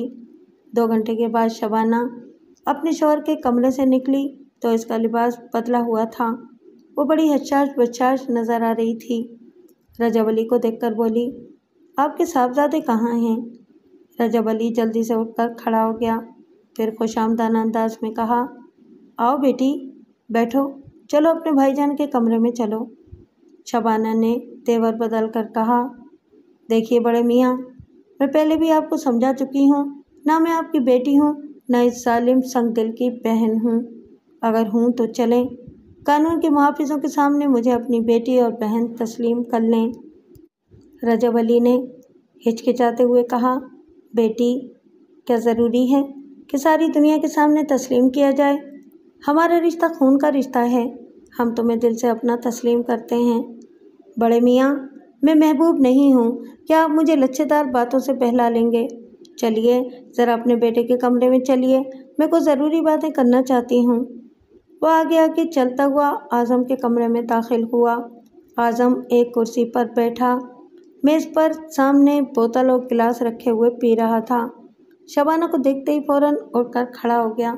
शबाना ने नागवारी से शराब की बोतल को देखा, कुछ देर सोचती रही, फिर उसने खिलाफ तवक्को मुस्कुराते हुए पूछा, मिस्टर आज़म, आप रोज़ाना कितनी पी लेते हैं? आज़म ने हिचकिचाते हुए कहा, आधी बोतल। बस सिर्फ आधी बोतल? अगर तुम मेरे सामने ये पूरी बोतल पी जाओ तो कल से मैं तुम्हारे लिए रोज़ 1 बोतल का कोटा मुकर्रर कर दूँगी। तुम्हें अपनी जेब से बोतल नहीं खरीदनी पड़ेगी। आज़म ने बेयकीनी से इसे देखा। वो बोली, मुझ पर यकीन करो, मैं दुश्मनों की दुश्मन हूँ और दोस्त बनाना भी जानती हूँ, इसलिए तुम्हारा कोई नुकसान नहीं करूँगी। पहला फ़ायदा यही पहुँचा रही हूँ। चलो पी कर दिखाओ। आज़म ने बोतल उठाई और गिलास को पूरी तरह भर दिया, फिर इसे उठाकर ठहर ठहर कर पीने लगा। शबाना ने रजब अली से पूछा, बड़े मियाँ, क्या आप शौक़ नहीं फरमाते हैं? वो आजिज़ी से बोला, नहीं बेटी, मैं कभी नहीं पीता। अच्छा, सिर्फ बेटे को पिलाते हैं। चलिए ये चाबियाँ लेकर इस अलमारी को खोलिए। रजब अली ने इससे चाबियाँ लीं, फिर अलमारी को खोल दिया। शबाना ने आगे बढ़कर अलमारी को पूरी तरह खोलते हुए देखा, फिर सर हिलाकर बोली, अच्छा, तो इसीलिए बेगम आज़म नज़र नहीं आ रही हैं। माल समेट कर इन्हें भेज दिया गया है। कैसा माल? रजब अली ने हैरानी का इज़हार किया। आज़म बैठकर पी रहा था, इस पर नशा तारी होता जा रहा था। इसने झूमते हुए कहा, अलमारी में कोई माल वाल नहीं था, बस जो सामने है वही कुछ है। तुमको यकीन नहीं है तो जाओ, जो करना चाहती हो कर लो, हम तुमसे डरते नहीं हैं। शबाना ने कहा, शाबाश, पीने का एक फ़ायदा यही होता है कि आदमी नशे में दिलेर हो जाता है।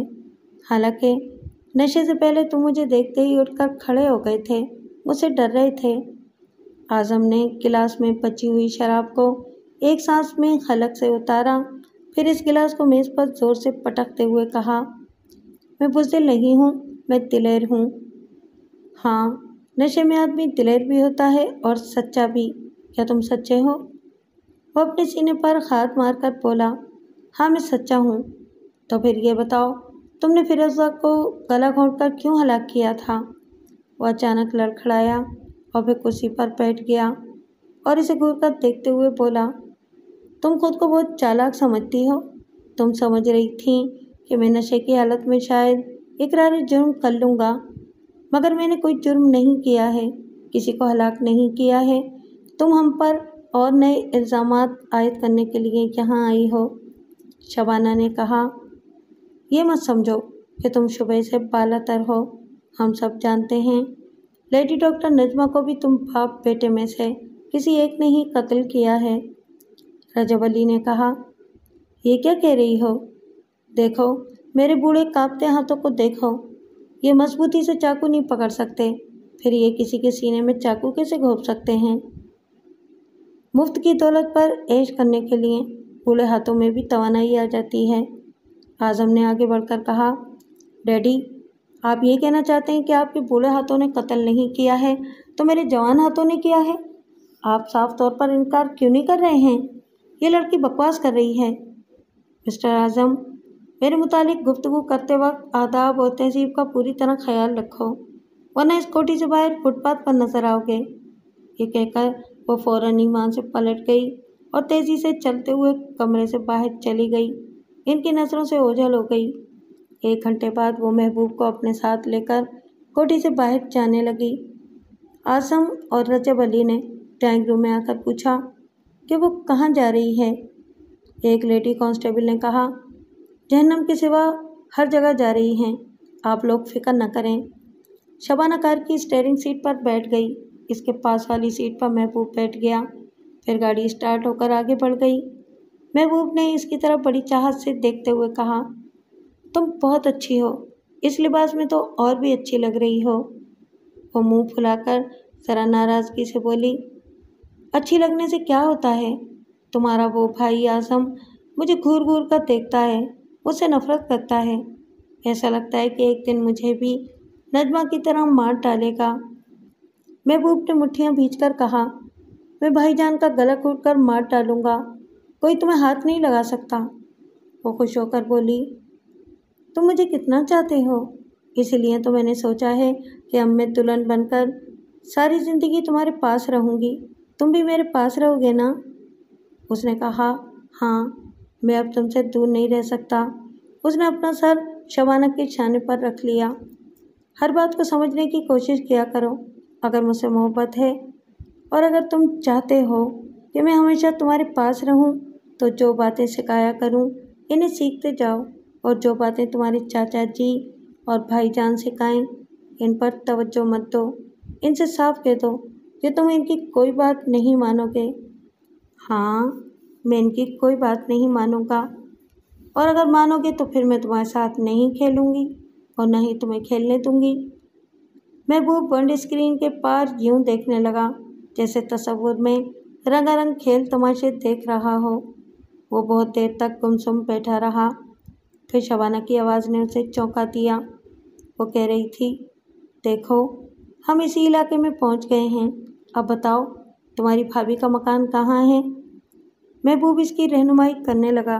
वो इसके मुताबिक कार ड्राइव करते हुए एक मकान के सामने रुक गई। आज़म की बेगम ने खिड़की से झांककर इसे देखा तो परेशान हो गई। वो चाहती तो छुप सकती थी या वहाँ से भाग सकती थी, लेकिन इसका मतलब यही होता कि वो तमाम जेवरात चुरा कर फरार हो गई है। उसने अपने मकान का दरवाज़ा खोल दिया। शबाना ने अंदर आते हुए कहा, मैं दुश्मन बनकर नहीं आई हूँ। अगर दोस्त बनकर बातें कर सकती हो तो बेहतर है, वरना मैं दरवाजे से लौट जाऊँगी। फिर मुझे जो कानूनी कार्रवाई करनी होगी मैं करूँगी। याद रखो, मैं तुम पर चोरी का इल्ज़ाम आयद करने के बाद मुकदमा हार भी जाऊँ तो कोई फ़र्क नहीं पड़ेगा। मैं इस केस को इतना तूल दूँगी और अदालत में ऐसी पेशियाँ भुगताऊँगी कि जितने के जेवरात हैं इससे ज़्यादा रकम तुम सिर्फ मुकदमा लड़ते लड़ते हार जाओगी। बेगम की माँ ने कहा, बेटी हम किसी से दुश्मनी नहीं चाहते, तुम भी मेरी बेटी जैसी हो। अभी हमने तुम्हारे बारे में बहुत कुछ सुना है, तुम बताओ हमसे क्या चाहती हो? शबाना ने पूछा, क्या आप लोगों को ये नहीं मालूम था कि आपकी बेटी से शादी करने से पहले आज़म की बीवी को किसी ने गला घोंट कर मार दिया था? हाँ बेटा, हमें मालूम था, मगर इसका ताल्लुक आज़म से नहीं है। आप कैसे कह सकती हैं? क्या आज़म अपनी बीवी का कातिल नहीं हो सकता? आपने इस पहलू पर कभी गौर नहीं किया और अपनी बेटी को इससे ब्याह दिया? बेगम ने कहा, अम्मी आप कुछ ना बोलें, मैं शबाना से बातें करती हूँ। देखो शबाना, सच पूछो तो मैं आज़म से कोई दिली लगाव नहीं रखती। औरत ऐसे मर्द को चाहती है जो मोहब्बत करता है, अपनी कमाई लाकर औरत के हाथ पर रखता है। शादी को इतने बरस हो गए, मैं अपने शौहर की कमाई के लिए तरस गई। हम महबूब के टुकड़ों पर पड़े हुए हैं। मैंने फैसला किया है कि आज़म के साथ अब ज़िंदगी नहीं गुजारूंगी, इससे तलाक ले लूँगी। बेगम की माँ ने कहा, बेटी ऐसी बातें मुँह से ना निकालो, शरीफ जातियों को ये बात जेब नहीं देती। क्या मर्दों को ये बात जेब देती है कि धोखा देकर एक लड़की को ब्याह कर ले जाएं और इसे दूसरों का मोहताज बनाकर रखें? ये जितने भी जेवरात हैं ये इनके नहीं हैं, मेरे मेके के हैं। शबाना ने मुस्कुरा कर कहा, मैं इस बारे में तुमसे बहस नहीं करूँगी कि इस गरीब महल्ले के एक गरीब घर में लाखों रुपए के जेवरात कहाँ से आ गए। मैं जो चाहती थी वो बात तुम्हारे जुबान से निकल गई है। अगर तुम आज़म से तलाक ले लोगी तो मैं इन जेवरात का मुतालबा नहीं करूँगी, तुमसे मेरी दुश्मनी ख़त्म हो जाएगी। बेगम ने इसे बेयकीनी से देखते हुए पूछा, क्या तुम सच कह रही हो? शबाना ने महबूब का हाथ थाम लिया। इसके साथ वहाँ से पलटकर दरवाजे पर गई, फिर वहाँ से घूमकर बोली, बस मैं एक बात जानती हूँ, तुम इससे तलाक ले लो, 2 दिन के अंदर तलाक का नोटिस इसके पास पहुँच जाए। इसके बाद मैं कभी तुम्हारी तरफ रुख नहीं करूँगी। वो जाने लगी। बेगम ने आगे बढ़कर कहा, ठहरो शबाना, ये बताओ तुम लाखों रुपए के जेवरात मेरे पास क्यों छोड़कर जा रही हो?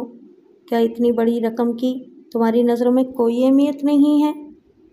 नहीं, अल्लाह ताला ने मुझे बहुत कुछ दिया है और मेरा ये सुहाग सलामत रहे तो मुझे और कुछ नहीं चाहिए। जब तक मैं अपने शौहर की सलामती के तमाम इंतज़ामात ना कर लूँ उस वक्त तक चैन से नहीं बैठूँगी।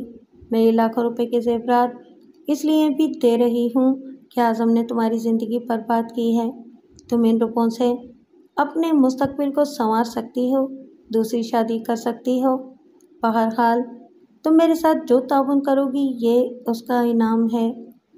बेगम की माँ ने कहा, बेटी, अभी तुमने कहा है कि मेरे दामाद ने अपनी पहली बीवी को कत्ल किया था।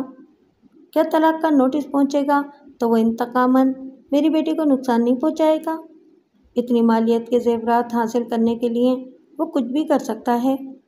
शबाना ने कहा, दौलत मुफ्त हासिल नहीं होती। अगर हासिल हो भी जाए तो इसकी हिफाजत के लिए रातों को जागना पड़ता है, दुश्मनों से मोहतात रहना पड़ता है और इसकी हिफाजत के लिए पहरे बिठाने पड़ते हैं। ये जो लाखों रुपए के जेवरात हैं, इसकी हिफाजत आप लोग किस तरह कर सकते हैं, ये आपका काम है। मैं नहीं जानती। मैं जो जानती हूँ वो मैंने कह दिया है। इस पर फ़ौरन अमल करो। वो महबूब को लेकर वहाँ से चली गई। दूसरे दिन आज़म अपने ससुराल से वापस आया तो रजब अली ने पूछा, क्या बात है, परेशान नज़र आ रही हो? उसने झुंझुला कर कहा, वो कमबख्त मुझसे तलाक मांग रही है। रजब अली ने चौंक कर पूछा, क्या कहा? कौन तलाक मांग रही है? वही बेगम, आपकी बहू। उसने हमें बहुत ज़बरदस्त धोखा दिया है। मैं इसे जिंदा नहीं छोड़ूंगा। रजब अली ने डांट कर कहा, बकवास न करो। जो दुश्मन होता है तुम इसे जिंदा नहीं छोड़ना चाहते। आखिर कितनों को कत्ल करोगे? बेगम को समझाया तो जा सकता है। क्या खाक समझाया जाएगा? वहाँ उसने अपने दरवाजे पर महल्ले के 2 बदमाशों को बिठा रखा है। उन्होंने मुझे घर के अंदर जाने नहीं दिया। मैं बाहर खड़ा रहा। इसने खिड़की से झांक कर बात की और 2 टोक बात की कि वो तलाक चाहती है। अगर नहीं दोगे तो कल या परसों तक वकील की तरफ से नोटिस मिल जाएगा और ये बात अदालत तक जाएगी। शबाना और महबूब अपने कमरे से निकलकर ड्राइंग रूम में आए। शबाना ने महबूब से पूछा, महबूब, मैं तुम्हारी याददाश्त को आजमाना चाहती हूँ। बताओ तो सही, कल रात हम कार में बैठकर कहाँ गए थे? महबूब ने फ़ख्र से सीना तान कर कहा, मुझे अच्छी तरह याद है, हम बेगम भाभी के यहाँ गए थे। आज़म और रजब अली चौंक कर इन्हें देखने लगे। शबाना मुस्कुराते हुए एक सोफे पर बैठ गई। फिर उसने कहा, भाई, ये तो कुछ ना हुआ। और तुम्हें क्या याद है, ये बताओ। मैंने तुम्हारी बेगम भाभी को क्या मशवरा दिया था? आज़म ने गुस्से से शबाना को देखते हुए कहा, अच्छा, तो यह आग तुमने लगाई है। तुम्ही ने जाकर बेगम को भड़काया है।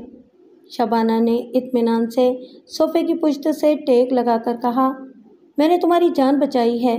वो इन जेवरात की खातिर तुम्हें हलाक कर देना चाहती थी। तुम मर जाते तो कोई इससे जेवरात का मुतालबा नहीं कर सकता था। मैंने कहा, इतना बड़ा और भयानक जुर्म करने का क्या फ़ायदा है? जब पीछा ही छुड़ाना है तो तलाक ले लो, न रहेगा बांस न बजेगी बांसुरी। सारे जेवरात इस बेचारी के हो जाएंगे और अब हो ही गए, समझो। महबूब ने घूर कर आज़म से कहा, ए भाईजान, अब मेरी दुल्हन को गुस्से से क्यों देख रहे हैं? या आपने मुट्ठियाँ क्यों भींच ली हैं? क्या इरादे हैं? क्या घूसा मारेंगे? शबाना ने कहा, महबूब, मेरे और इनके दरमियान आ जाओ। जब ये मुझे सींग मारने आए तो इन्हें रोक लेना। महबूब इनके दरमियान तनकर खड़ा हो गया। इसका कद 6 फीट 2 इंच था। सीना चट्टान की तरह फैला हुआ था। बाजू फौलाद की तरह मजबूत थे। भिखारी से छूकर नहीं गुजरी थी। वो खाता था, खूब अच्छा पहनता था, घूमता था, खेलता था। फिर ऐसे में वो सेहतमंद और मजबूत क्यों ना होता? इसके मुकाबले में आज़म शराब नोशी का आदी था। कद 5.5 फीट था। महबूब के मुकाबले में इसकी जिसामत पहाड़ के आगे ऊँट जैसी थी। इसलिए इसने इसी में बेहतरी समझी कि पीछे हटकर सोफे पर बैठ जाए। वो झुंझुला कर बैठ गया। फिर इसने कहा, महबूब, मैं तुम्हारा बड़ा भाई हूँ। तुम मेरी इज्जत करते थे, मेरी हर बात मानते थे। रजब अली ने कहा, बेटे, मैं तुम्हारा चाचा हूँ। तुम तो मुझे बाप से भी ज़्यादा चाहते थे। हाँ, अब नहीं चाहूँगा। मुझे मेरी दुल्हन ने सब कुछ बता दिया है।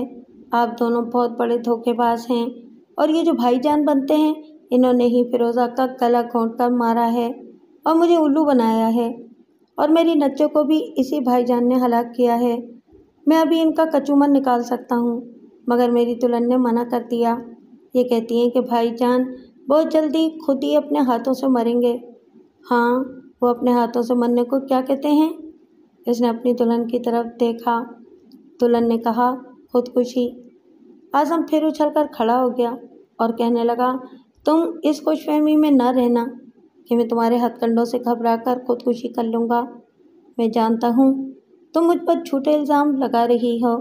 तुमने इस बेवकूफ़ को मेरे खिलाफ भड़काया है। शबाना ने कहा, देखो महबूब, ये तुम्हें बेवकूफ़ कह रहे हैं। मैंने तुम्हें क्या समझाया था? महबूब ने कहा, हाँ मुझे सब याद है।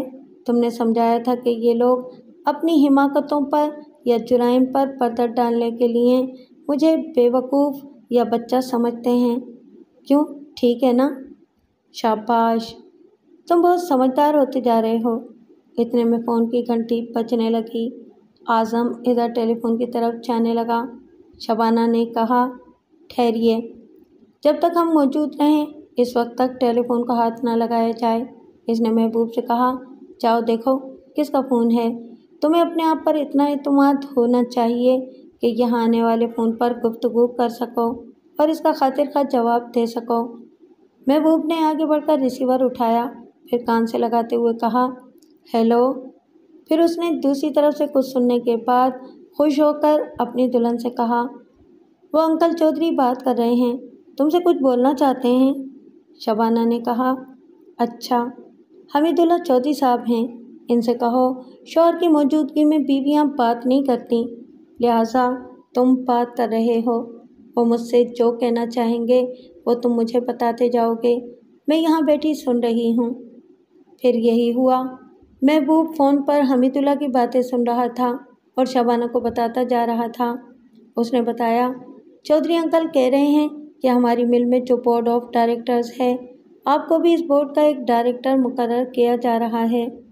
शबाना ने खुश होकर फखरी अंदाज में रजब अली और आज़म की तरफ देखा। फिर महबूब से कहा, अपने चौधरी अंकल से पूछो इस सिलसिले में मुझे क्या करना होगा।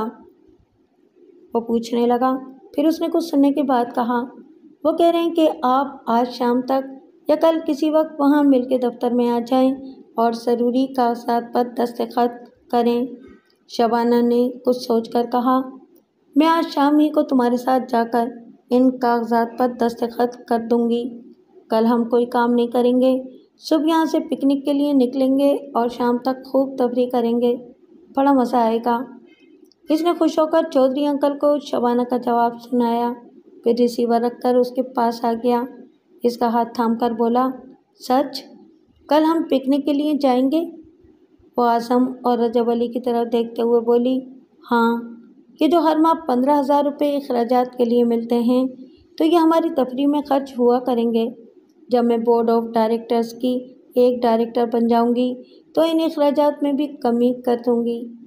मैं समझती हूँ कि हमारे खर्च के लिए सिर्फ 5,000 रुपये काफ़ी हैं। आज़म और रजब अली अपनी जगह गुमसुम बैठे हुए थे। वो हरकत करना भूल गए थे, जैसे जिस्म से जान निकल रही हो। जिनके अंदर दौलत की हविस होती है, इनके अंदर से सारी दौलत निकल जाए और हविस ना निकले तो यही हविस इन्हें मार डालती है। दूसरे दिन महबूब ने पिकनिक के लिए चलते हुए कहा, क्या मैं अपना मूवी कैमरा साथ ले लूँ? शबाना ने कहा, ले लो, वैसे इस बार तुम मेरी और अपनी फ़िल्म तैयार कर सकोगे। अब हमारे भाईजान इस कैमरे में नहीं आएंगे। महबूब ने मासूमियत से पूछा, क्यों नहीं आएंगे? फिर जल्दी से चौंक कर बोला, हाँ, याद आ गया, वो कातिल है ना। तुमने कहा था कातिल बहुत चालाक होते हैं, इसलिए भाईजान भी चालाक हैं। वो दोनों कार की अगली सीट पर बैठ गए। शबाना ने कार को स्टार्ट किया, फिर इसे ड्राइव करते हुए कोठी के अहाते से निकल गए। महबूब ने पूछा, वो जो लेडी कांस्टेबल हैं, तुमने उन्हें साथ नहीं लिया? नहीं, इनकी ज़रूरत नहीं है। तो फिर वो घर में क्यों रहती हैं? बस यूं ही, तुम्हारे अंकल ने एहतियातन इन्हें हमारे साथ लगा दिया है। हालांकि ये हमारे लिए नुकसानदेह है। दुश्मनों को जितनी जल्दी फैसलाकुन मात देती जाए इतना ही बेहतर है। दुश्मन इनके ताक़ुब में था। जब वो तफरी के लिए दरिया के किनारे पहुँचे तो 10 मिनट के बाद वो भी पहुँच गया। इसे देखते ही शबाना ने कहा, मैं जानती थी तुम हमारे पीछे आओगे। आज़म ने दांत पीस कर कहा, तुमने मुझे आने पर मजबूर कर दिया। तुमने हमें इस मुकाम पर पहुंचा दिया है जहां हम न जी सकते हैं न मर सकते हैं। जीना चाहें तो तुम्हारा मरना ज़रूरी है। अगर मैं तुम्हें मारूंगा तो कानून की गिरफ्त में आ जाऊंगा। यकीन की हद तक मुझ पर शुबा किया जाएगा कि मैंने तुम्हें रास्ते से हटाने के लिए ख़त्म कर दिया है। पहले ही मुझ पर शुबा किया जा रहा है। जब तुम इतने समझदार हो तो हमारे पीछे क्यों आए हो? इस बार दूसरा मंसूबा है, मैं महबूब ही को ख़त्म कर दूंगा।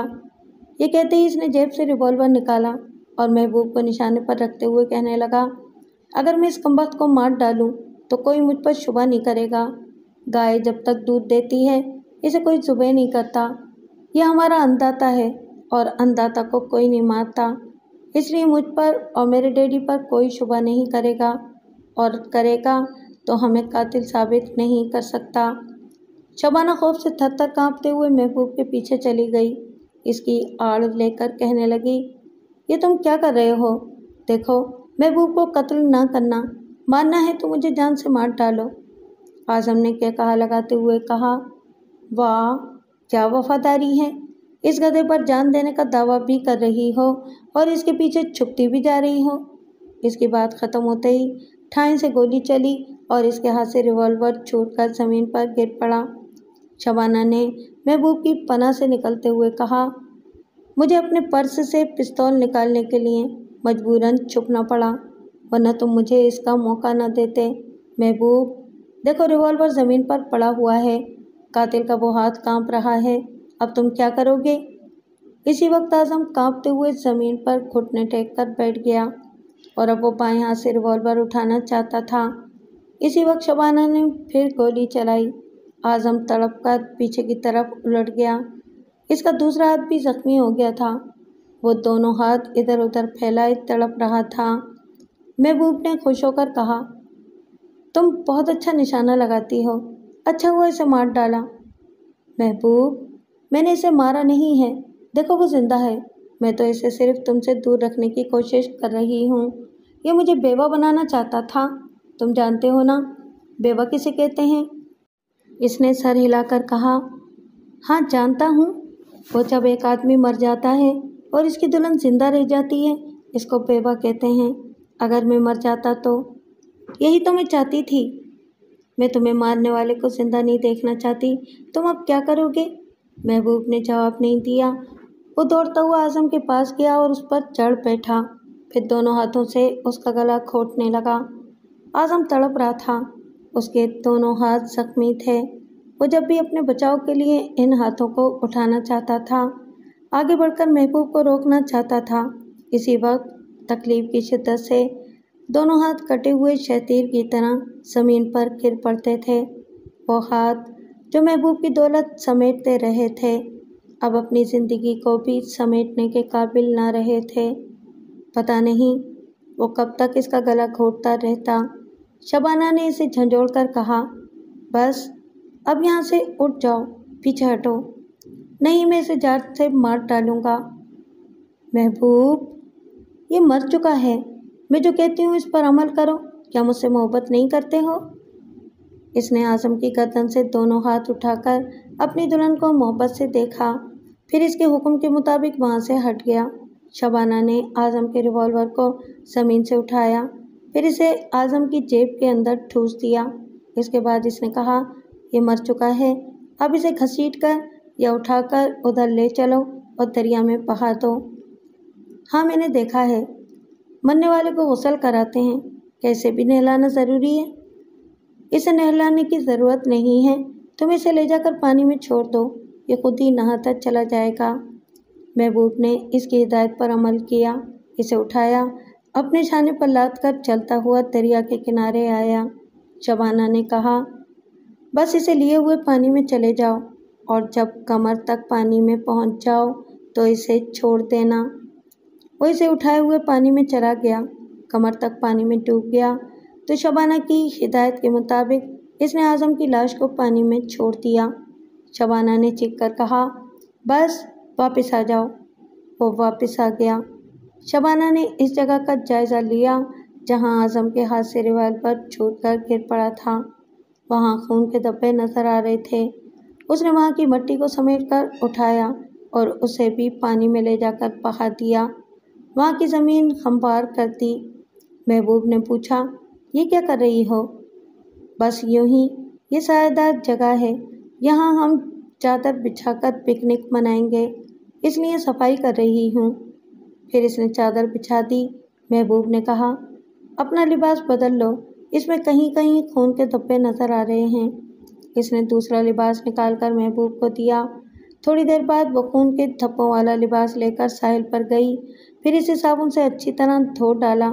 इसे एक झाड़ी पर फैला दिया ताकि वो सूखता रहे। फिर वो चादर पर आकर महबूब के साथ ही लेट गई। ऊपर घना सायादार दरख्त था।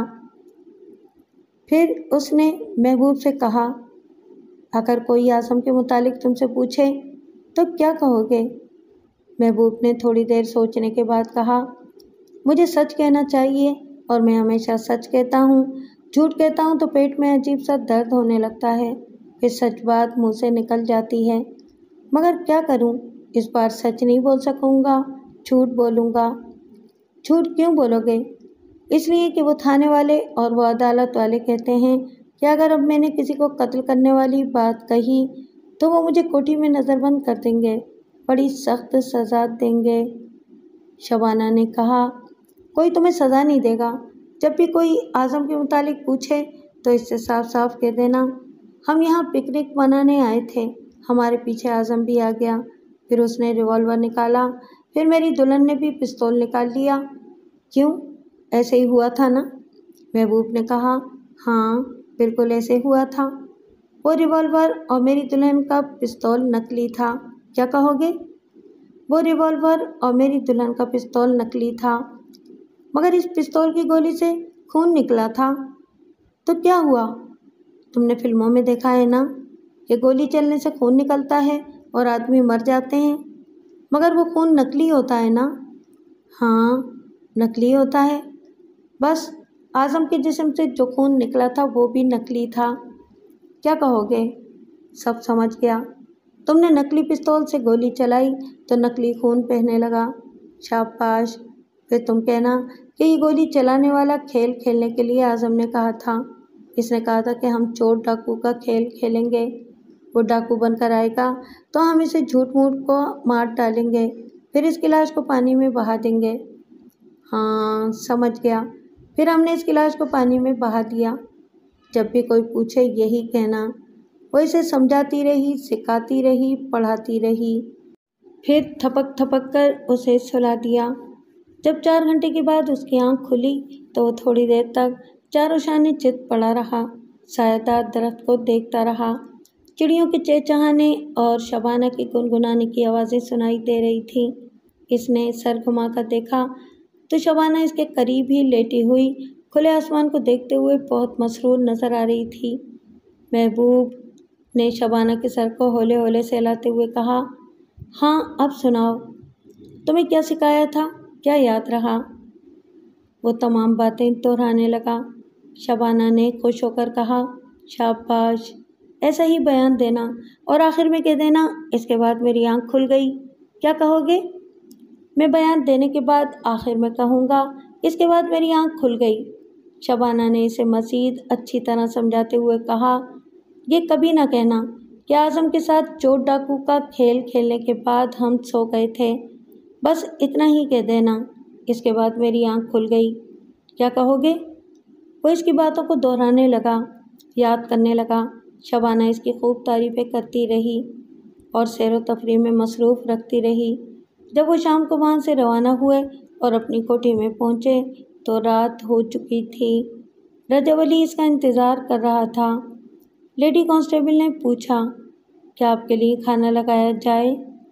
नहीं, हम अभी आराम करेंगे, शायद 1-2 घंटे बाद खाएंगे। लेडी कांस्टेबल चली गई। रजब अली सोफे पर बैठा हुआ कुछ परेशान नज़र आ रहा था। शबाना ने करीब ही एक सोफे पर बैठते हुए पूछा, क्या महबूब को जिंदा सलामत देखकर परेशानी हो रही है? रजब अली ने घबरा कर कहा, नहीं, ये कैसी बातें कर रही हो? महबूब मुझे अपनी जान से ज़्यादा अजीज़ है, तुम खामखा शुबा करती रहती हो।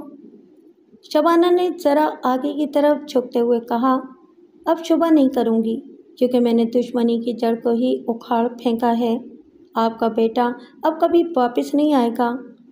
रजब अली एकदम से उछलकर खड़ा हो गया, फिर जैसे झाग की तरह बैठ गया। इसके पैरों में इतनी सकत नहीं रही कि बेटे की मौत की खबर सुनकर खड़ा रह सके। इसने बेयकीनी से पूछा, तुम क्या कह रही हो? वो वापस क्यों नहीं आ सकेगा? आप समझ चुके हैं, हम में से किसी एक को ख़त्म होना था। हम जिंदा हैं, इसलिए दूसरा ख़त्म हो चुका है।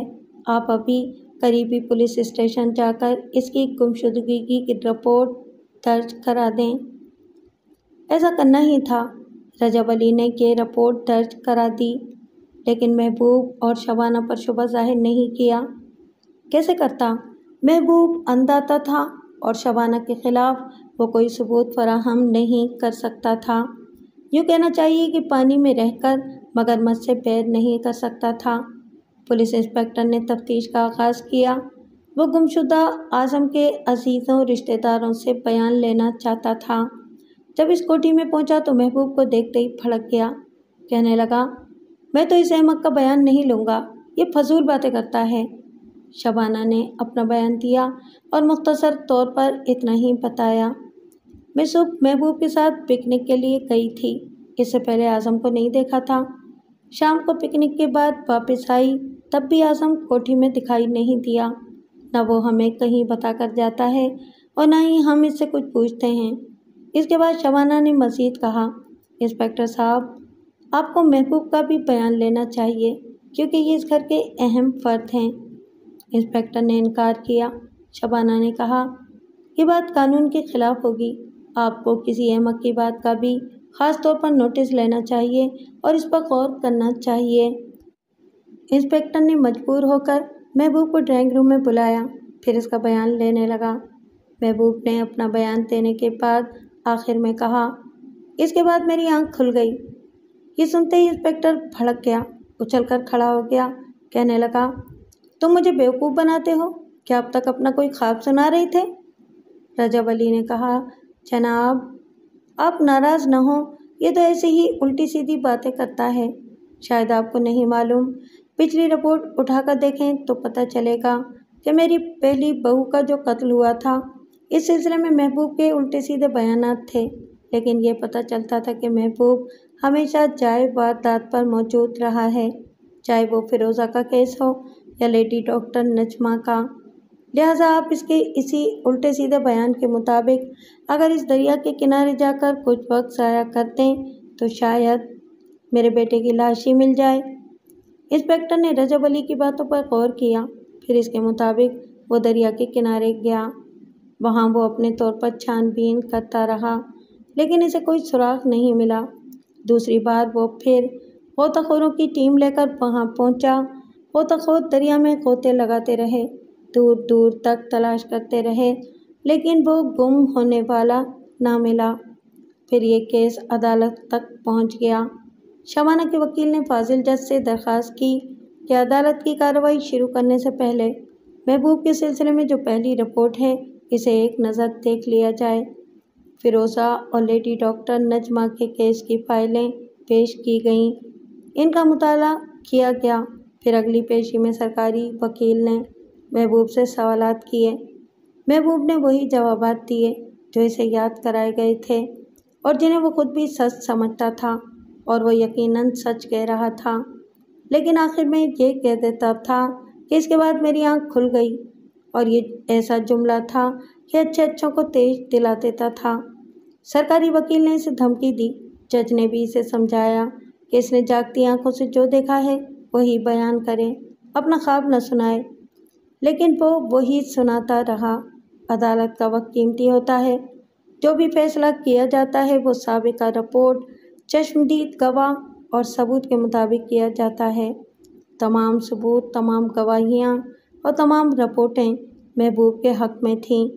इसे नीम पागल या ऐसा अहमक साबित कर रही थीं जो जिस्मानी तौर पर जवान था और ज़हनी तौर पर बिल्कुल ही बच्चा।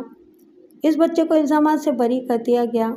थाने से लेकर अदालत तक यही राय कायम की गई कि महबूब की मासूमियत या हिमाकत के पीछे कोई कातिल अपना काम करके निकल जाता है। इस कातिल को तलाश किया जाए। पहले आज़म पर शुबा था, कि उसने अपनी बीवी फिरोज़ा और डॉक्टर नजमा को कत्ल किया है, लेकिन अब वो खुद ही किसी कातिल के हत्थे चढ़ गया था। इस कातिल को तलाश करने की पुरजोर ताकीद की गई। शबाना रात के 1 बजे तक महबूब के साथ बातें करती रही, फिर इसने इसे थपक थपक कर सुला दिया। इसके सोने के बाद वो आहिस्तगी से उठी। अभी एक और दुश्मन रह गया था। इस कांटे को निकाल कर फेंकने के बाद वो आराम और सुकून से अज़दवाजी ज़िंदगी गुजार सकती थी और महबूब की तरफ से भी हमेशा के लिए मुतमईन रह सकती थी। इसने आहनी अलमारी को खोलकर इसमें से 10,000 रुपये निकाले। इन्हें एक कागज़ में लपेटकर कमरे से बाहर आई। ड्राइंग रूम में सन्नाटा था। पूरी कोठी खामोश थी। वो आहिस्ता आहिस्ता चलते हुए रजब अली के कमरे में पहुंची।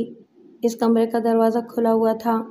रजब अली कुर्सी पर सर झुकाए बैठा हुआ था। आहट सुनकर उसने सर उठाया और उसकी पूरी आंखें भीगी हुई थीं। चंद लम्हों तक वो दोनों खामोश रहे। बेटी बाप को देखती रही, बाप बेटी को देखता रहा। फिर अचानक ही रजब अली ने अपने चेहरे को दोनों हाथों से ढांप लिया और थाड़े मार मार कर रोने लगा। कहने लगा, मेरे पास कुछ नहीं रहा। लोग दुनिया से खाली हाथ जाते हैं, मैं दुनिया में खाली हाथ रह गया। आह बेटी, जब तुम गुम हो गई थी तो मेरे अंदर दोखले जज्बात थे। मुझे तुम्हारी गुमशुदगी का सदमा था, मगर अजीब तरह का इत्मीनान था, जैसे मेरे पाँव से कांटा निकल गया हो। मैं तुम्हारा मुजरिम हूँ, मुझ पर थूक दो। शबाना इसी तरह खामोश खड़ी रही, चुपचाप अपने बाप को देखती रही। बाप ने कहा, मैंने दौलत समेटने के लिए कितनी ही कोशिशें कर डाली, कुछ कामयाबी हुई, मगर आखिर में सरासर नाकामी मेरे हिस्से में आई। तुम्हारी माँ तुम्हारा सदमा सहते सहते मर गई। मेरी बड़ी बहू बहुत अच्छी थी, इसमें भी कुछ खुदगर्जी थी, लेकिन खुदगर्जी किसमें नहीं होती, वो भी मारी गई। मेरा बेटा भी हमेशा के लिए मुझसे जुदा हो गया। वो कहाँ है? क्या सचमुच मारा गया? इस बात का यकीन मुझे अब भी नहीं आता। महबूब को हमने उल्टी सीधी बातें सिखाई हैं, आज वो ऐसी ही उल्टी सीधी बातें कर रहा है। तो कभी मेरा बेटा मुझे ज़िंदा नज़र आता है और कभी मुर्दा। जो मैंने महबूब को दिया वही महबूब से पा रहा हूँ। वो रोता जा रहा था और बोलता जा रहा था। बेटी आखिर बेटी होती है। बाप के आंसू देखकर उसका दिल नहीं मानता, अंदर से तड़प जाती है। शबाना का जी चाहने लगा कि वो दौड़ कर जाए और अपने बाप के बूढ़े सर को अपने सीने से लगा ले, अपने आंचल से आंसू पोंछ ले, लेकिन वो ऐसा ना कर सकी। ऐसा करना नहीं चाहती थी। वो चुपचाप खड़ी अपने आप से लड़ती रही, बर्दाश्त करती रही। जो मोहब्बत धोखा देती है, जो रिश्ते खून सफ़ेद कर लेते हैं, इनसे दूर रहकर इन्हें हमेशा इबरतनाक सबक सिखाते रहना ही दानिशमंदी है। थोड़ी देर तक बर्दाश्त करने के बाद उसने एक गहरी सांस ली, फिर आहिस्तगी से कहा, बड़े मियाँ, अगर आपका दुखड़ा ख़त्म हो गया हो तो मेरी भी कुछ सुन लीजिए। रजब अली ने अपने चेहरे से हाथ हटाकर आंसू भरी आंखों से उसे देखा और कहने लगी, कानून के मुहाफिज महबूब की तरह बचकाना सहन नहीं रखते हैं। वो खूब समझते हैं कि महबूब से या मुझसे दुश्मनी करने वाला या तो आज़म हो सकता है या आप। रजब अली ने गिड़गिड़ा कर कहा, नहीं बेटी, मैं तुम लोगों से अब दुश्मनी के मुतालिक सोच भी नहीं सकता। आपके अब सोचने या ना सोचने से कोई फ़र्क नहीं पड़ता। मेरी बात तवज्जो से सुन लीजिए। आज़म के गुमशुदा होने या मर जाने के बाद कानून की नज़रें आप पर हैं। वो मालूम करना चाहते हैं कि फिरोज़ा, लेडी डॉक्टर नजमा और आपके साहबजादे के कत्ल के पीछे किसका हाथ है। अगर मैं अपने तौर पर चाल चलना शुरू कर दूं तो दो में से कोई एक बात होगी, या तो मैं आपको तीनों का कातिल साबित कर दूंगी या फिर महबूब को ऐसी ही उल्टी सीधी पट्टी पढ़ाकर आपको भी कत्ल करा दूंगी।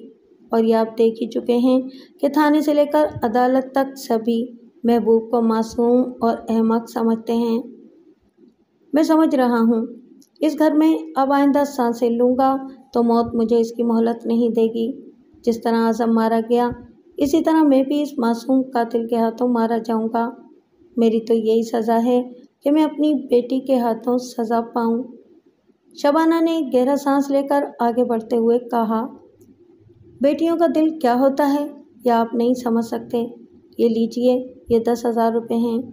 اس نے نوٹوں کے اس بنڈل کو رجب علی کی گود میں پھینک دیا، پھر کہا، بڑی حسرت تھی آپ کے گھر سے دلہن بن کر رخصت ہوتی، آپ جہیز میں مجھے کچھ دیتے، مگر افسوس میں آپ کو رخصت کر رہی ہوں جہیز میں 10,000 روپے دے کر۔ یہ شاید آپ کی باقی زندگی کے لیے کافی ہوں، نہ کافی ہوں تو مجھے اطلاع دیجیے گا، میں مزید رقم بھیج دوں گی، لیکن آپ اس شہر سے بہت دور چلے جائیں، آپ کی بھلائی اسی میں ہے، اسی میں ایک بیٹی کی محبت کا بھرم ہے۔ رجب علی نے سر جھکا لیا، اپنے سینے پر ہاتھ رکھ لیا، پھر اپنے سینے کو سہلاتے ہوئے رونے لگا۔ شبانہ وہاں سے گھوم کر آہستہ آہستہ چلتے ہوئے ڈرائنگ روم میں آئی، وہاں سے کوٹھی کے بیرونی برآمدے میں پہنچ گئی۔ اس وقت رات کے 2 بج چکے تھے۔ تھوڑی دیر بعد رجب علی سر جھکائے ایک چھوٹی سی اٹیچی اٹھائے باہر برآمدے میں آیا۔ اس نے ایک نظر بیٹی پر ڈالی، پھر سر جھکا کر جانے لگا۔ وہ کھڑی رہی، اسے دیکھتی رہی۔ جب وہ آتے سے باہر چلا گیا، نظروں سے دور ہو گیا، تو وہ تیزی سے چلتے ہوئے کوٹھی کے اندر آئی، دروازہ اندر سے بند کر دیا، پھر دوڑتے ہوئے اپنے کمرے میں پہنچی۔ وہاں اس کا شہزادہ گہری نیند میں ڈوبا ہوا تھا۔ اس نے دروازے کو بند کر دیا۔ وہ بہت دیر سے برداشت کر رہی تھی، آخر لاوا ابل پڑا۔ اس نے دوپٹے کو دونوں ہاتھوں سے سمیٹ کر اپنے منہ پر رکھ لیا، پھر پھوٹ پھوٹ کر رونے لگی، اپنی آواز کو دبانے کی کوشش کرنے لگی۔ یہ محبت کا کانٹا ایسا ہی ہوتا ہے، نہ نکالو تو چبھتا رہتا ہے، نکال پھینکو تو آدمی آدھا مر جاتا ہے۔ اس لمحے وہ باپ کے لیے مر رہی تھی اور شوہر کے لیے جی رہی تھی۔